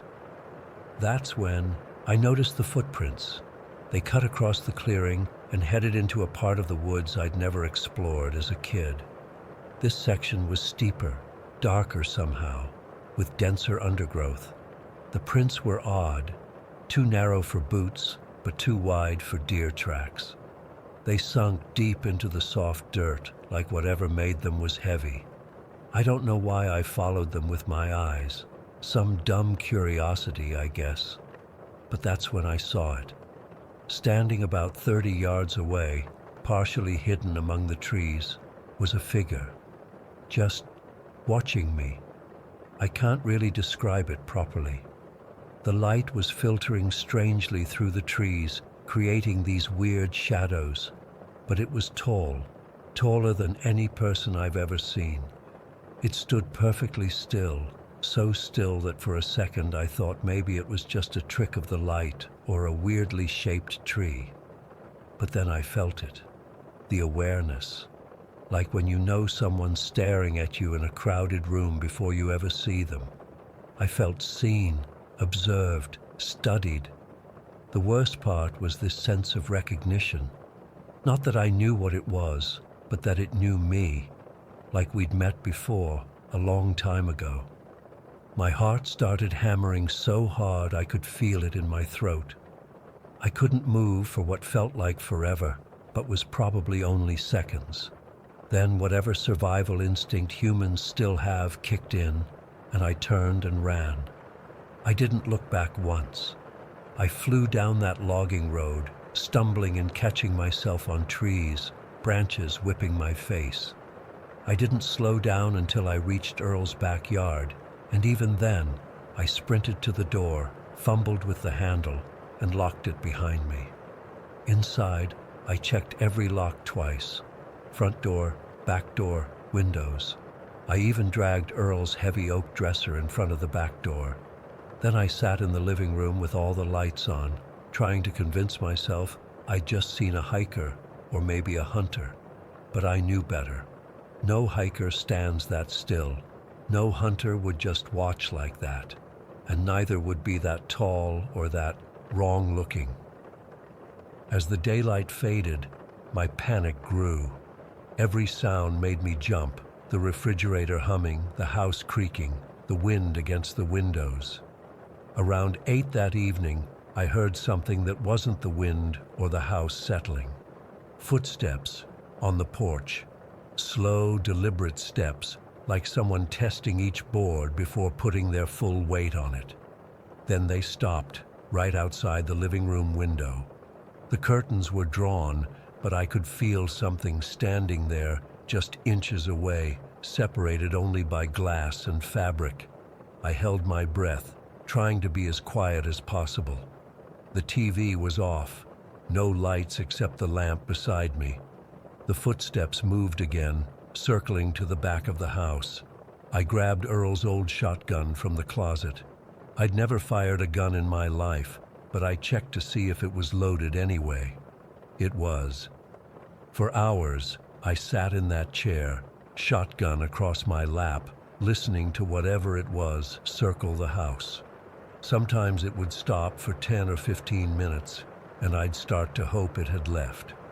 Then I'd hear a floorboard creak on the porch or something brush against the siding. Around 2 in the morning, I heard scratching at the back door. Not frantic like an animal trying to get in, but methodical, rhythmic, like it was testing for weaknesses. I must have dozed off despite my terror, because I woke up suddenly at 4:30. The house was silent. I sat perfectly still, straining to hear anything. Nothing. Just before dawn, I made a decision. I wasn't staying another night. I packed my essential stuff in under 10 minutes, left the shotgun on the table, illegal to transport across state lines, and got in my car. I didn't even lock the house behind me. I just needed to get out of there. As I drove down the dirt road, my headlights swept across the tree line at the edge of Earl's property. I swear to God, I saw it standing there, half hidden by a massive oak, just watching me leave. I drove straight back to Columbus without stopping except for gas. A few days later, I called Eli and asked if he could handle Earl's estate. I made up some excuse about work getting busy. He agreed, but then I asked him something that had been eating at me. "Hey, remember when we were kids, did you ever see anything in the woods behind Earl's place?" The phone went quiet for so long I thought we'd lost connection. "Why do you ask?" His voice had changed, gotten tighter. "Just wondering. I thought I saw something when I was up there." Another long pause. "Grandma called it something. I don't remember what. She wouldn't talk about it much." "What do you mean?" "Just, she had some name for it, something from the old country. But she'd get mad if you asked too many questions." Then he changed the subject, and I didn't push it. I still haven't told anyone else about what happened. Who would believe me? But I dream about that trail almost every night now. In my dreams, I always follow those footprints deeper into the woods instead of running away. I always find what made them, and I always wake up screaming. The last thing I remember from childhood is something Grandma said when I asked her if she believed in ghosts. She looked at me with these hard eyes and said, "You don't need ghosts when you have the mountains. They'll eat you just the same." I didn't understand what she meant then. I'm afraid I do now. Whatever that thing was on Rickety Ridge, it's still there, still watching. And sometimes, when my apartment gets too quiet at night, I swear I can hear those same slow, deliberate footsteps circling my building, looking for a way in. Story 16. I still have nightmares about that trip to Death Valley. It's been over 27 years, but every summer when the temperatures climb, I'm back there, parched throat, blistered skin, and that horrible feeling of being completely alone in a place that wants you dead. I was supposed to be the 4th member of that expedition in July of 1996. Marcus, Mike, and David had invited me months in advance. We'd done similar trips before, exploring old mines, photographing forgotten places where people once risked everything for the promise of gold. I backed out at the last minute because of a family emergency. My mother had fallen and broken her hip, and I needed to help with her recovery. The guys understood, said we'd do it again in the fall when temperatures were more forgiving. They never came back. I'm sharing this now because I was the one who found their journals. I was the one who pieced together what happened after the search and rescue teams recovered their bodies. The official report is clinical, detached. It doesn't capture what those men, my friends, went through. I owe it to them to tell their story. Marcus was the one who proposed the trip. At 42, he was our geology expert, always carrying around rock samples and talking about mineral formations like they were old friends. Mike Sakamoto was 38, the quiet one with an eye for photography that could make even a rusty minecart look like art. And David, well, David was the reason we all felt safe going to these places. 45 years old and built like a tank, former military survival instructor who'd seen the worst conditions on Earth and came through unscathed. I helped them plan before I had to drop out. We spent weeks mapping routes, checking equipment, studying old mining claims from the early 1900s. The Panamint Mountains on the western edge of Death Valley were our target, rugged, remote, and riddled with abandoned mines. Some hadn't been explored in decades. Marcus was particularly excited about a site called the Lost Spanish Mine, which most people considered just another desert legend. The plan was meticulous, 5 days total, 3 for exploration and 2 for travel. They'd park at Novak's camp, hike up into the mountains, set base camp near an old mining site, and do day explorations from there. 8 gallons of water each, which should have been more than enough with the natural springs marked on our maps. GPS units, satellite phones, emergency flares. We weren't amateurs. We respected the desert. They set out on July 17th. I called David that morning to wish them luck. He was upbeat, excited about the adventure ahead. "We'll bring you back a gold nugget," he joked. That was the last time I heard his voice. I got the call from the Park Service on July 25th. They'd found David's truck at Novak's camp, but no sign of the men. The rangers said they'd missed their check-in, and a search was underway. I drove out immediately, joining the search efforts. 3 days later, they found David's body first. He was 7 miles northwest of where he should have been, in an area not even on their itinerary. His water containers were empty. His GPS was still clutched in his hand. Later, we found Marcus and Mike about 4 miles from the original campsite, under a makeshift shelter of tarps and branches. Mike's leg was splinted with hiking poles and torn shirts. Marcus was curled next to him, both dead from dehydration and exposure. But it's what we found in their packs that haunts me. Journals. All 3 kept detailed notes of what happened. David's was in a waterproof notebook. Marcus had written on the backs of maps. Mike's was on his camera, photos with text notes attached. Together, they told a story more horrifying than anything I could have imagined. The first day went exactly as planned. They hiked up into the mountains, found a suitable campsite near one of the mines they wanted to explore, and set up. The temperature was brutal, around 110 degrees, but they had shade and plenty of water. Marcus's journal described finding some promising samples in the first mine they explored. Mike's camera showed incredible shots of century-old mining equipment, rusted but still recognizable. The second day is when everything went wrong. They were navigating a narrow ridge between 2 mining sites when Mike slipped. The rock gave way beneath him, and he fell about 15 feet down a steep slope. David's journal described hearing a sound like a branch snapping, Mike's tibia breaking through the skin. During the fall, Mike's pack tumbled further down the slope, and their primary GPS unit was destroyed. The satellite phone was damaged, but seemed to still have power. They got Mike back to camp, cleaned and splinted his leg as best they could. The pain must have been excruciating. David noted that they gave him all their painkillers, which wasn't much, just some extra-strength ibuprofen. They tried the satellite phone, but couldn't get a signal in the deep canyon they were camped in.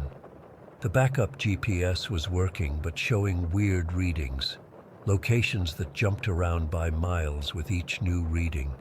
By the morning of the third day, with temperatures soaring to 115 degrees, Mike's leg was showing signs of infection. Red streaks were climbing up from the wound. He had a fever. They needed help, and fast. That's when they made the decision that killed them all. David would take the backup GPS and hike out for help while Marcus stayed with Mike. David's journal shows his confidence. We'll be back with help by tomorrow morning. Leaving them 4 gallons of water. Should be more than enough. What none of them realized was that the backup GPS was worse than useless. It was actively misleading. Instead of guiding David back to their entry point, it led him deeper into the mountains, in the opposite direction from help. His journal entries over the next 2 days show his growing confusion and then panic as he realized he was lost. July 20th. Something's wrong with the GPS. Says I've walked 5 miles, but landmarks don't match map. Water down to 1 gallon. Tried high point for phone signal. Nothing. July 21st. GPS completely unreliable. Trying to navigate by sun. Very hot. Water almost gone. Found shade under rock overhang. Will move at night when cooler. His final entry was simple. No water since yesterday. Can't walk far. If found, tell Marcus and Mike I tried. Tell Susan I love her. The cruelest part was what we discovered later. David died less than 3 miles from an unmarked spring. It wasn't on any of our maps, but local search and rescue knew about it. If he'd just gone south instead of north that last day, he might have made it. Meanwhile, Marcus's journal documented Mike's decline. The infection worsened rapidly. By July 21st, Mike was delirious with fever. Marcus wrote about trying to keep him cool, about using their precious water to wet cloths for his forehead. He described trying to carry Mike up to a higher point to get a phone signal, dragging him on an improvised travois made from their tent. Mike's not responding much now. Fever very high. No sign of David or rescue. Water down to our last gallon. Managed to partially repair the sat phone, but still no signal in this canyon. We'll try Ridge tomorrow. On July 22nd, Marcus wrote, Mike died this morning. Never regained consciousness. I've covered him with the space blanket. Still no signal on phone. Moving higher up the ridge. Very weak now. His final entry was dated July 23rd. No water left. Can see for miles from this ridge, but no signs of people. Phone still won't connect. Can't believe this is happening. If anyone finds this, tell our families we didn't suffer long. But the most gut-wrenching discovery was on Mike's camera. The last photos weren't of the landscape or mines. They were of his infected leg, documenting the spread of infection with clinical detachment.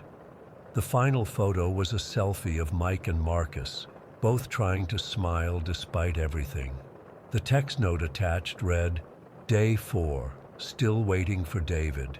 We'll be fine. The search team found Marcus's body on the ridge, about half a mile from their camp. He'd managed to drag Mike that far before having to abandon the effort.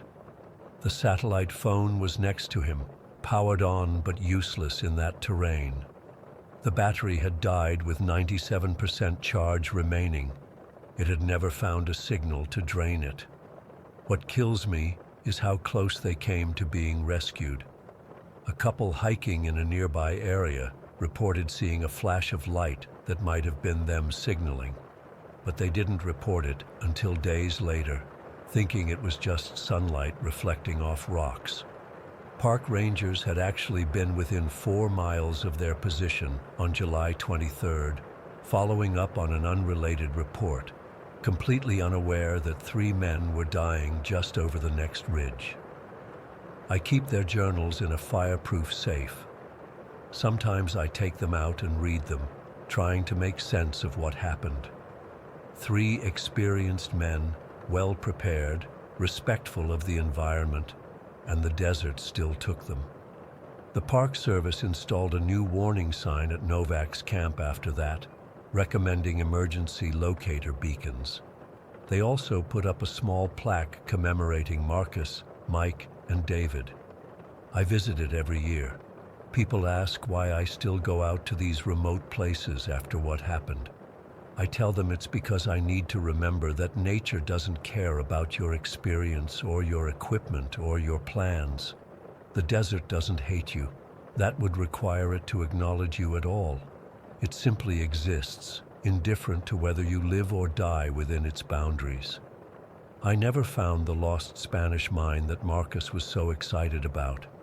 Maybe it's still out there, waiting for the next foolish prospectors. Or maybe it's just another desert myth, like the idea that humans can truly conquer this landscape. Sometimes at night, I dream I'm there with them. In the dream, I'm the one who sees the unmarked spring, who fixes the satellite phone, who signals to the passing rangers.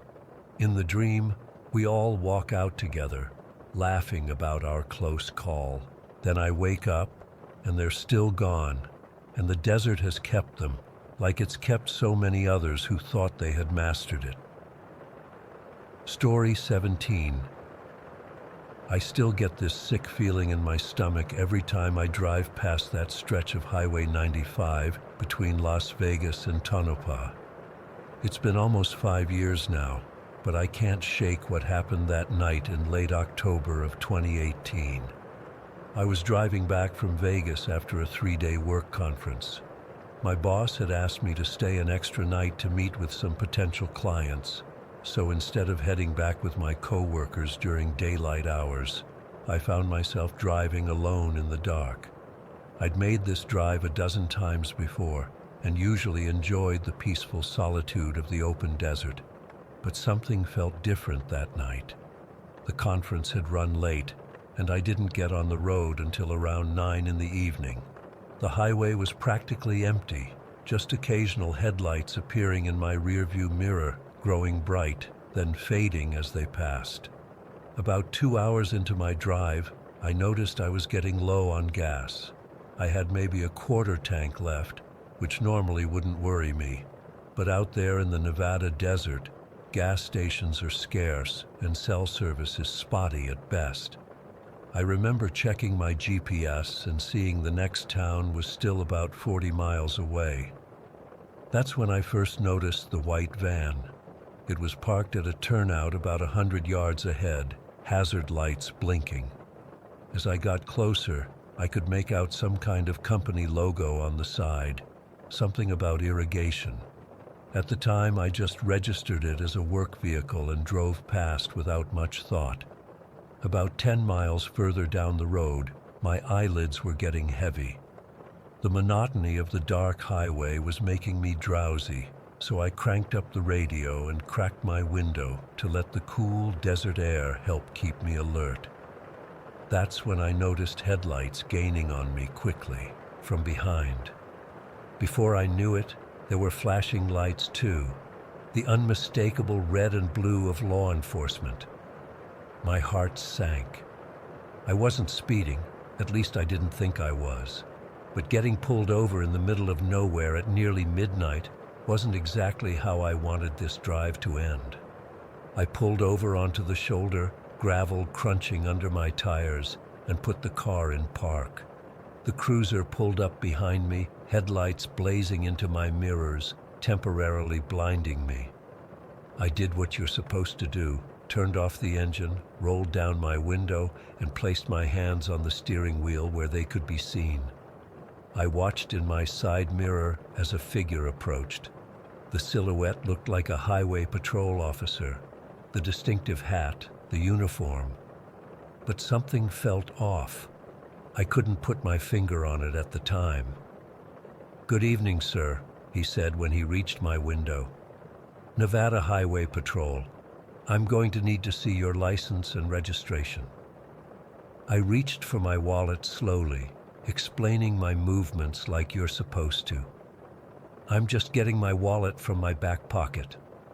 The officer nodded, his face partially obscured by the brim of his hat and the shadows cast by his flashlight. He appeared to be in his 50s, with a weathered face and thin lips pressed into a tight line. As I handed him my license, I asked what I'd done wrong. "Nothing necessarily," he replied.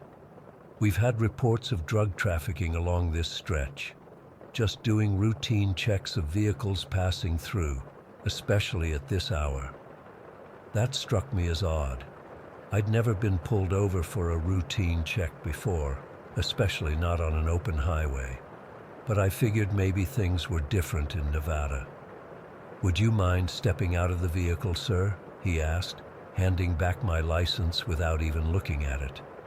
That was the second red flag.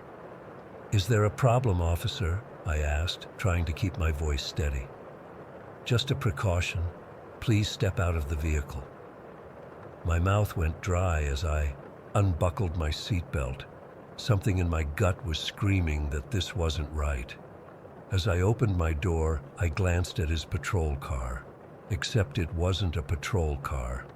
In the darkness, with the flashing lights, I hadn't noticed right away, but now I could see it was a white panel van.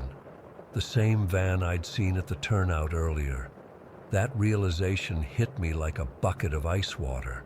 I froze with one foot on the ground, my hand still on the door handle. The officer must have sensed my hesitation because his hand moved toward his belt. "Sir, I need you to comply. Step out of the vehicle now." In that split second, I made a decision that probably saved my life. Instead of getting out, I yanked my door shut, jammed the key back in the ignition, and stomped on the gas pedal. The tires spun on the gravel before catching, and my car lurched forward. In my rearview mirror, I saw the man running back to his van. My hands were shaking so badly I could barely hold the steering wheel.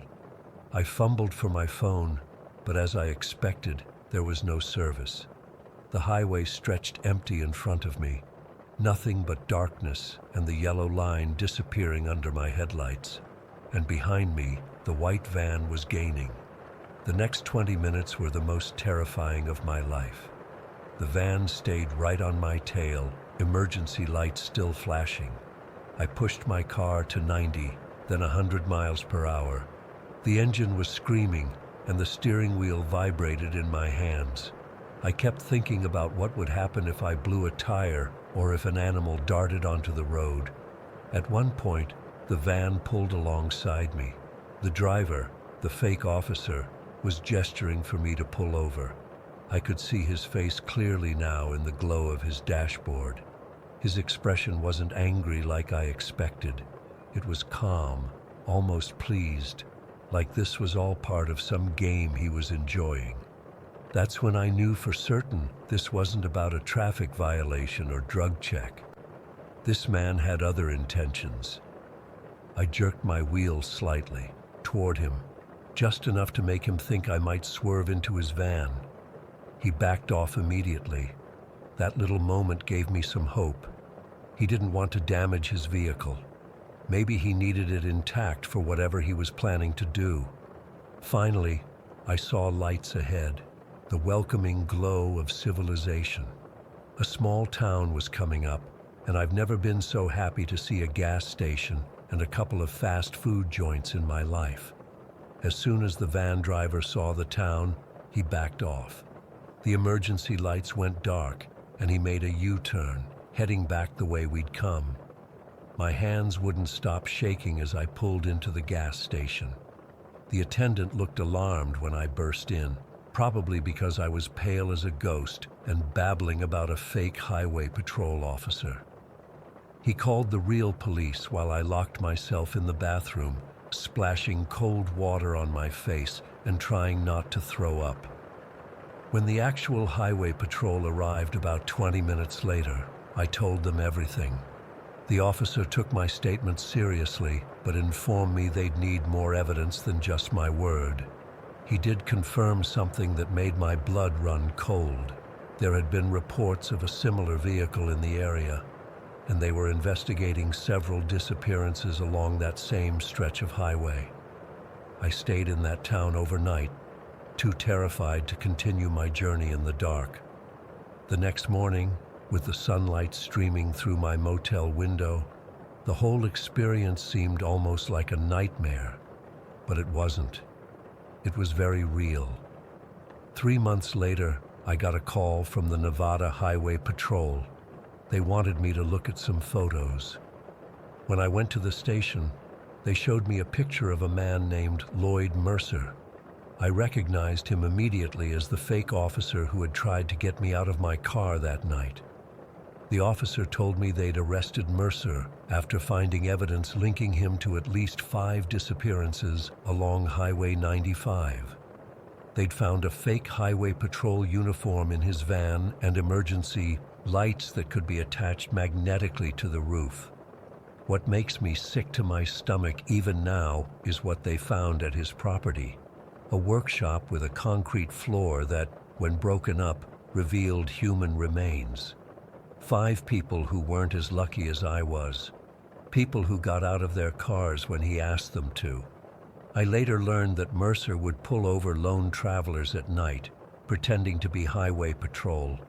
He'd incapacitate them with a stun gun, which they found in his van. Then he'd stage their vehicles to look abandoned, hazard lights on, keys in the ignition, personal belongings untouched.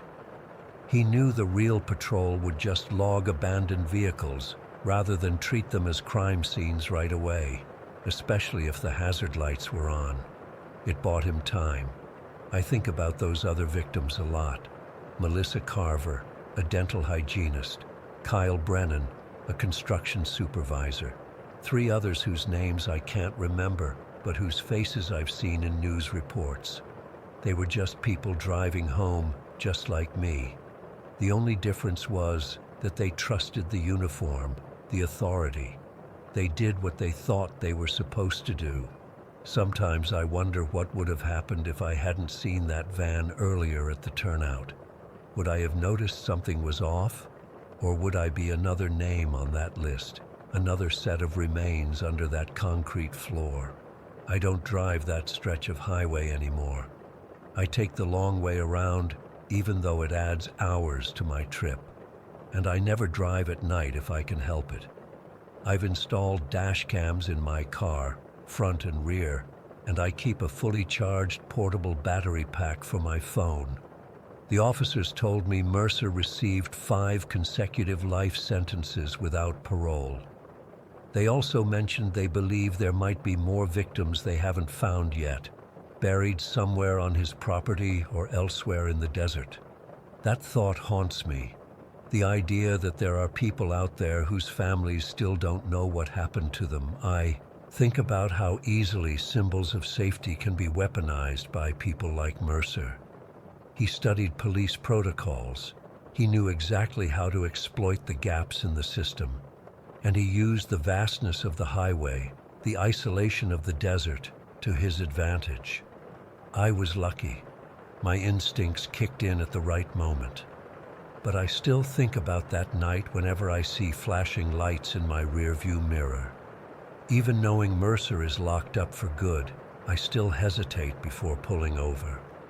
I guess some fears stay with you forever, especially when you've looked into the eyes of someone who was planning to make you disappear.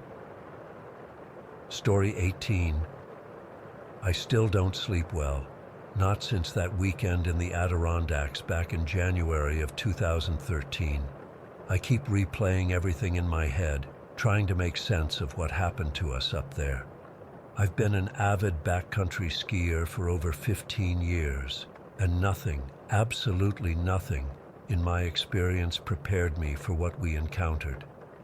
There were 4 of us on that trip: me, Thomas, my longtime skiing buddy Caleb, Rachel, who'd been part of our adventure group for about 3 years, and Mark, who was probably the most experienced outdoorsman among us. We'd all done dozens of winter expeditions together, so this was supposed to be routine, just a weekend getaway to the High Peaks region. We had the gear, the experience, the weather forecast looked decent, everything checked out. We started early that Saturday, parking at the trailhead around 7 in the morning. The temperature was hovering around 5 below zero, cold but manageable with our gear. The sky was clear, brilliant blue, and the snow conditions were perfect for backcountry skiing. We made good time on our ascent, stopping only briefly for water and to adjust layers. By mid-afternoon, we reached the area where we'd planned to make camp, a natural clearing surrounded by massive white pines. These weren't just any trees. We're talking ancient giants that had to be at least 100 feet tall, the kind that make you feel small, you know? We set up our tents, built a small fire pit, and settled in for the night. Dinner was freeze-dried meals, some trail mix, and hot chocolate spiked with the whiskey Mark always packed. Normal stuff. The first sign that something was off came around sunset. I noticed this weird metallic smell in the air. At first, I thought maybe it was something burning in our campfire. Sometimes people accidentally toss in trash or something, but this was different. It reminded me of the smell you get right before a lightning storm, that electric ozone scent, but much stronger and with this coppery undertone. I mentioned it to the others, but only Rachel said she noticed it too. Probably just the extreme cold affecting our senses, Mark suggested, and we let it go. We turned in around 10, exhausted from the day's trek. I fell asleep almost immediately in my tent with Caleb snoring next to me. Rachel and Mark shared the other tent. I was jolted awake by Rachel shaking my shoulder through the tent flap. Her face was illuminated in this strange, pulsing blue light.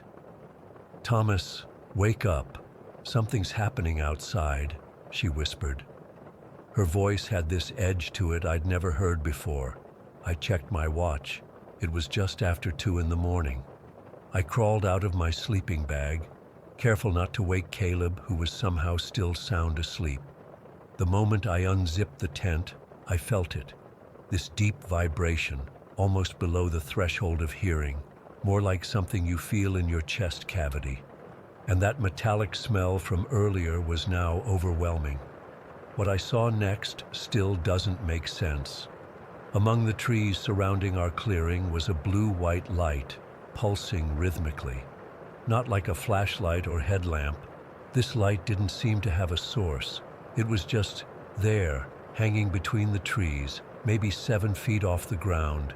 It cast these long, sharp shadows that moved even, though the trees were completely still. By this point, Mark was outside too, standing next to Rachel. His breath fogged in the freezing air as he whispered, "What the hell is that?" The light wasn't moving exactly, but it was changing, pulsing brighter then dimmer in a steady rhythm that matched the humming vibration we felt. And here's the really weird part. In a perfect circle beneath the light, the snow was melting, just disappearing, revealing bare ground beneath, despite the temperature being well below freezing. I remember Mark saying he was going to take a picture, and he pulled out his digital camera. When he aimed it at the light, it just shut off. Rachel tried with her phone, same thing. When I pulled out my own phone, it was already dead, despite having over 80% battery when I went to sleep. Maybe it's ball lightning, Rachel suggested, but her voice trembled. None of us believed that. We stood there watching for what felt like forever, but was probably about 20 minutes according to Mark's watch, the only timepiece that still worked. The circle of melted snow kept expanding outward, perfectly round, now about 30 feet in diameter.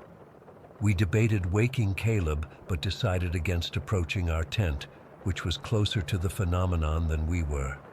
Then it happened. The pulsing suddenly accelerated, the blue-white light growing more intense with each flash until it was painfully bright. I raised my arm to shield my eyes, and there was this, I don't know how to describe it, a sensation like static electricity crawling over my skin. The humming rose to a pitch that made my teeth ache. And then nothing. Complete darkness and silence, as if someone had flipped a switch. We stood frozen, night vision shot from the intense light, ears ringing in the sudden silence. As my eyes slowly readjusted to the darkness, I realized the metallic smell was gone too. "What the actual fuck?" Mark whispered, and I could hear the fear in his voice. Mark never gets scared. We woke Caleb, who was disoriented and irritated until we explained what we'd seen.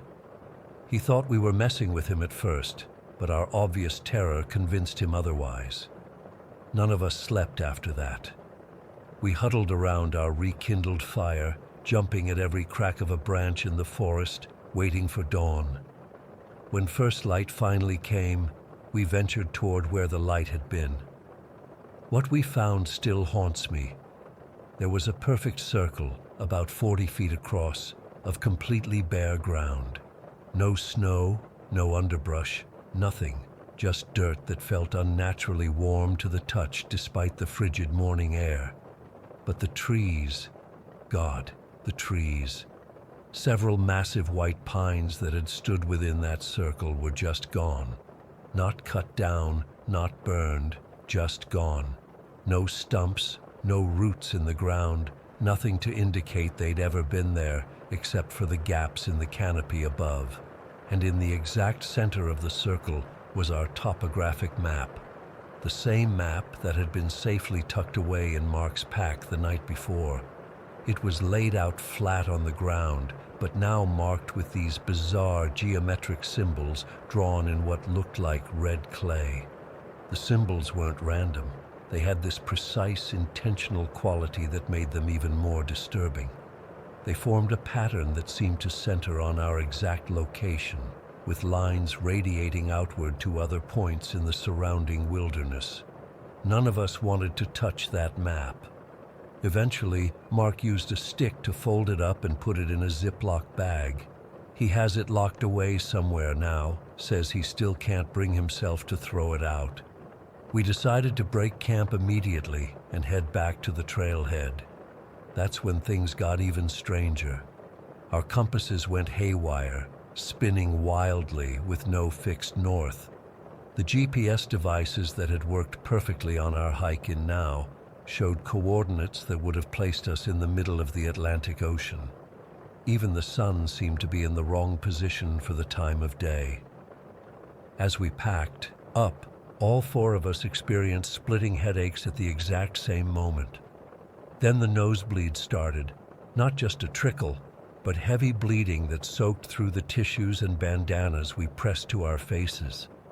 We had to stop packing for nearly an hour while we dealt with this. The hike out was a nightmare. Without functioning navigation tools, we had to rely on our knowledge of the terrain and landmarks, but even those seemed subtly wrong somehow. Familiar rock formations appeared altered. Stream crossings weren't where they should have been. We walked for what felt like hours without making progress. Then, suddenly, we rounded a bend, and there was the trailhead parking lot. Our car sat right where we'd left it, covered in a fresh dusting of snow. Relief flooded through me until Mark checked his watch. "This can't be right," he said, showing us the display. According to his watch, it was Monday afternoon. We had started our trip on Saturday morning and planned to return Sunday evening. Somehow, we'd lost an entire day. None of us had any memory of Sunday. Nothing at all. The last thing any of us remembered before finding ourselves walking toward the parking lot was huddling around the campfire early Sunday morning after the light phenomenon. When we got back to town, we confirmed the date with the gas station attendant. It was indeed Monday. A full day had simply vanished from our lives. In the months that followed, other weird shit started happening. We all began having the same nightmare, standing in that clearing while those strange geometric symbols floated in the air around us, glowing with that same blue-white light. We'd wake up with that metallic taste in our mouths and sometimes nosebleeds on our pillows. Physical symptoms appeared too. Rachel developed a rash in the exact shape of one of the symbols from the map. It would fade and then reappear in the same spot weeks later.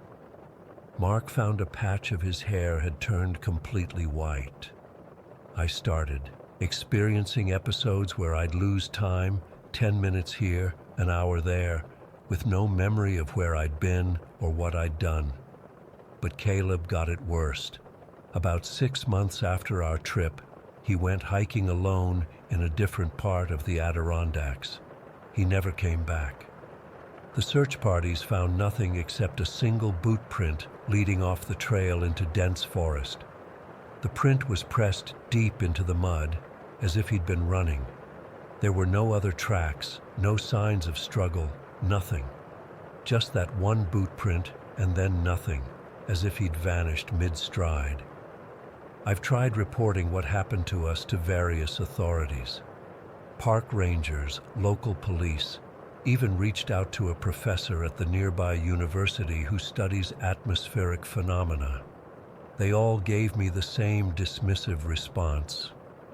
The official classification of what we experienced is an environmental anomaly, possibly caused by a combination of weather conditions and natural gas releases from the ground. But I know better. Whatever happened in those woods wasn't natural. And I swear electronic equipment still malfunctions whenever I get near that region on the map. My phone will die, watches stop, GPS goes haywire. I haven't been back to the Adirondacks since. I sold my skiing gear. Sometimes I think about Caleb, about where he might be. Sometimes I wonder if the same thing that took him is coming for the rest of us too. The strangest part? I occasionally catch myself drawing those symbols from the map, unconsciously sketching them in margins or in the condensation on my shower door. I don't even realize I'm doing it until I'm done. And every time I do, I smell that metallic scent again, just for a second. I don't know what happened to us out there in the frozen pines, but I know it wasn't just a weird story to tell at parties. Something found us. Something marked us. And I can't shake the feeling that whatever it was, it isn't finished with us yet.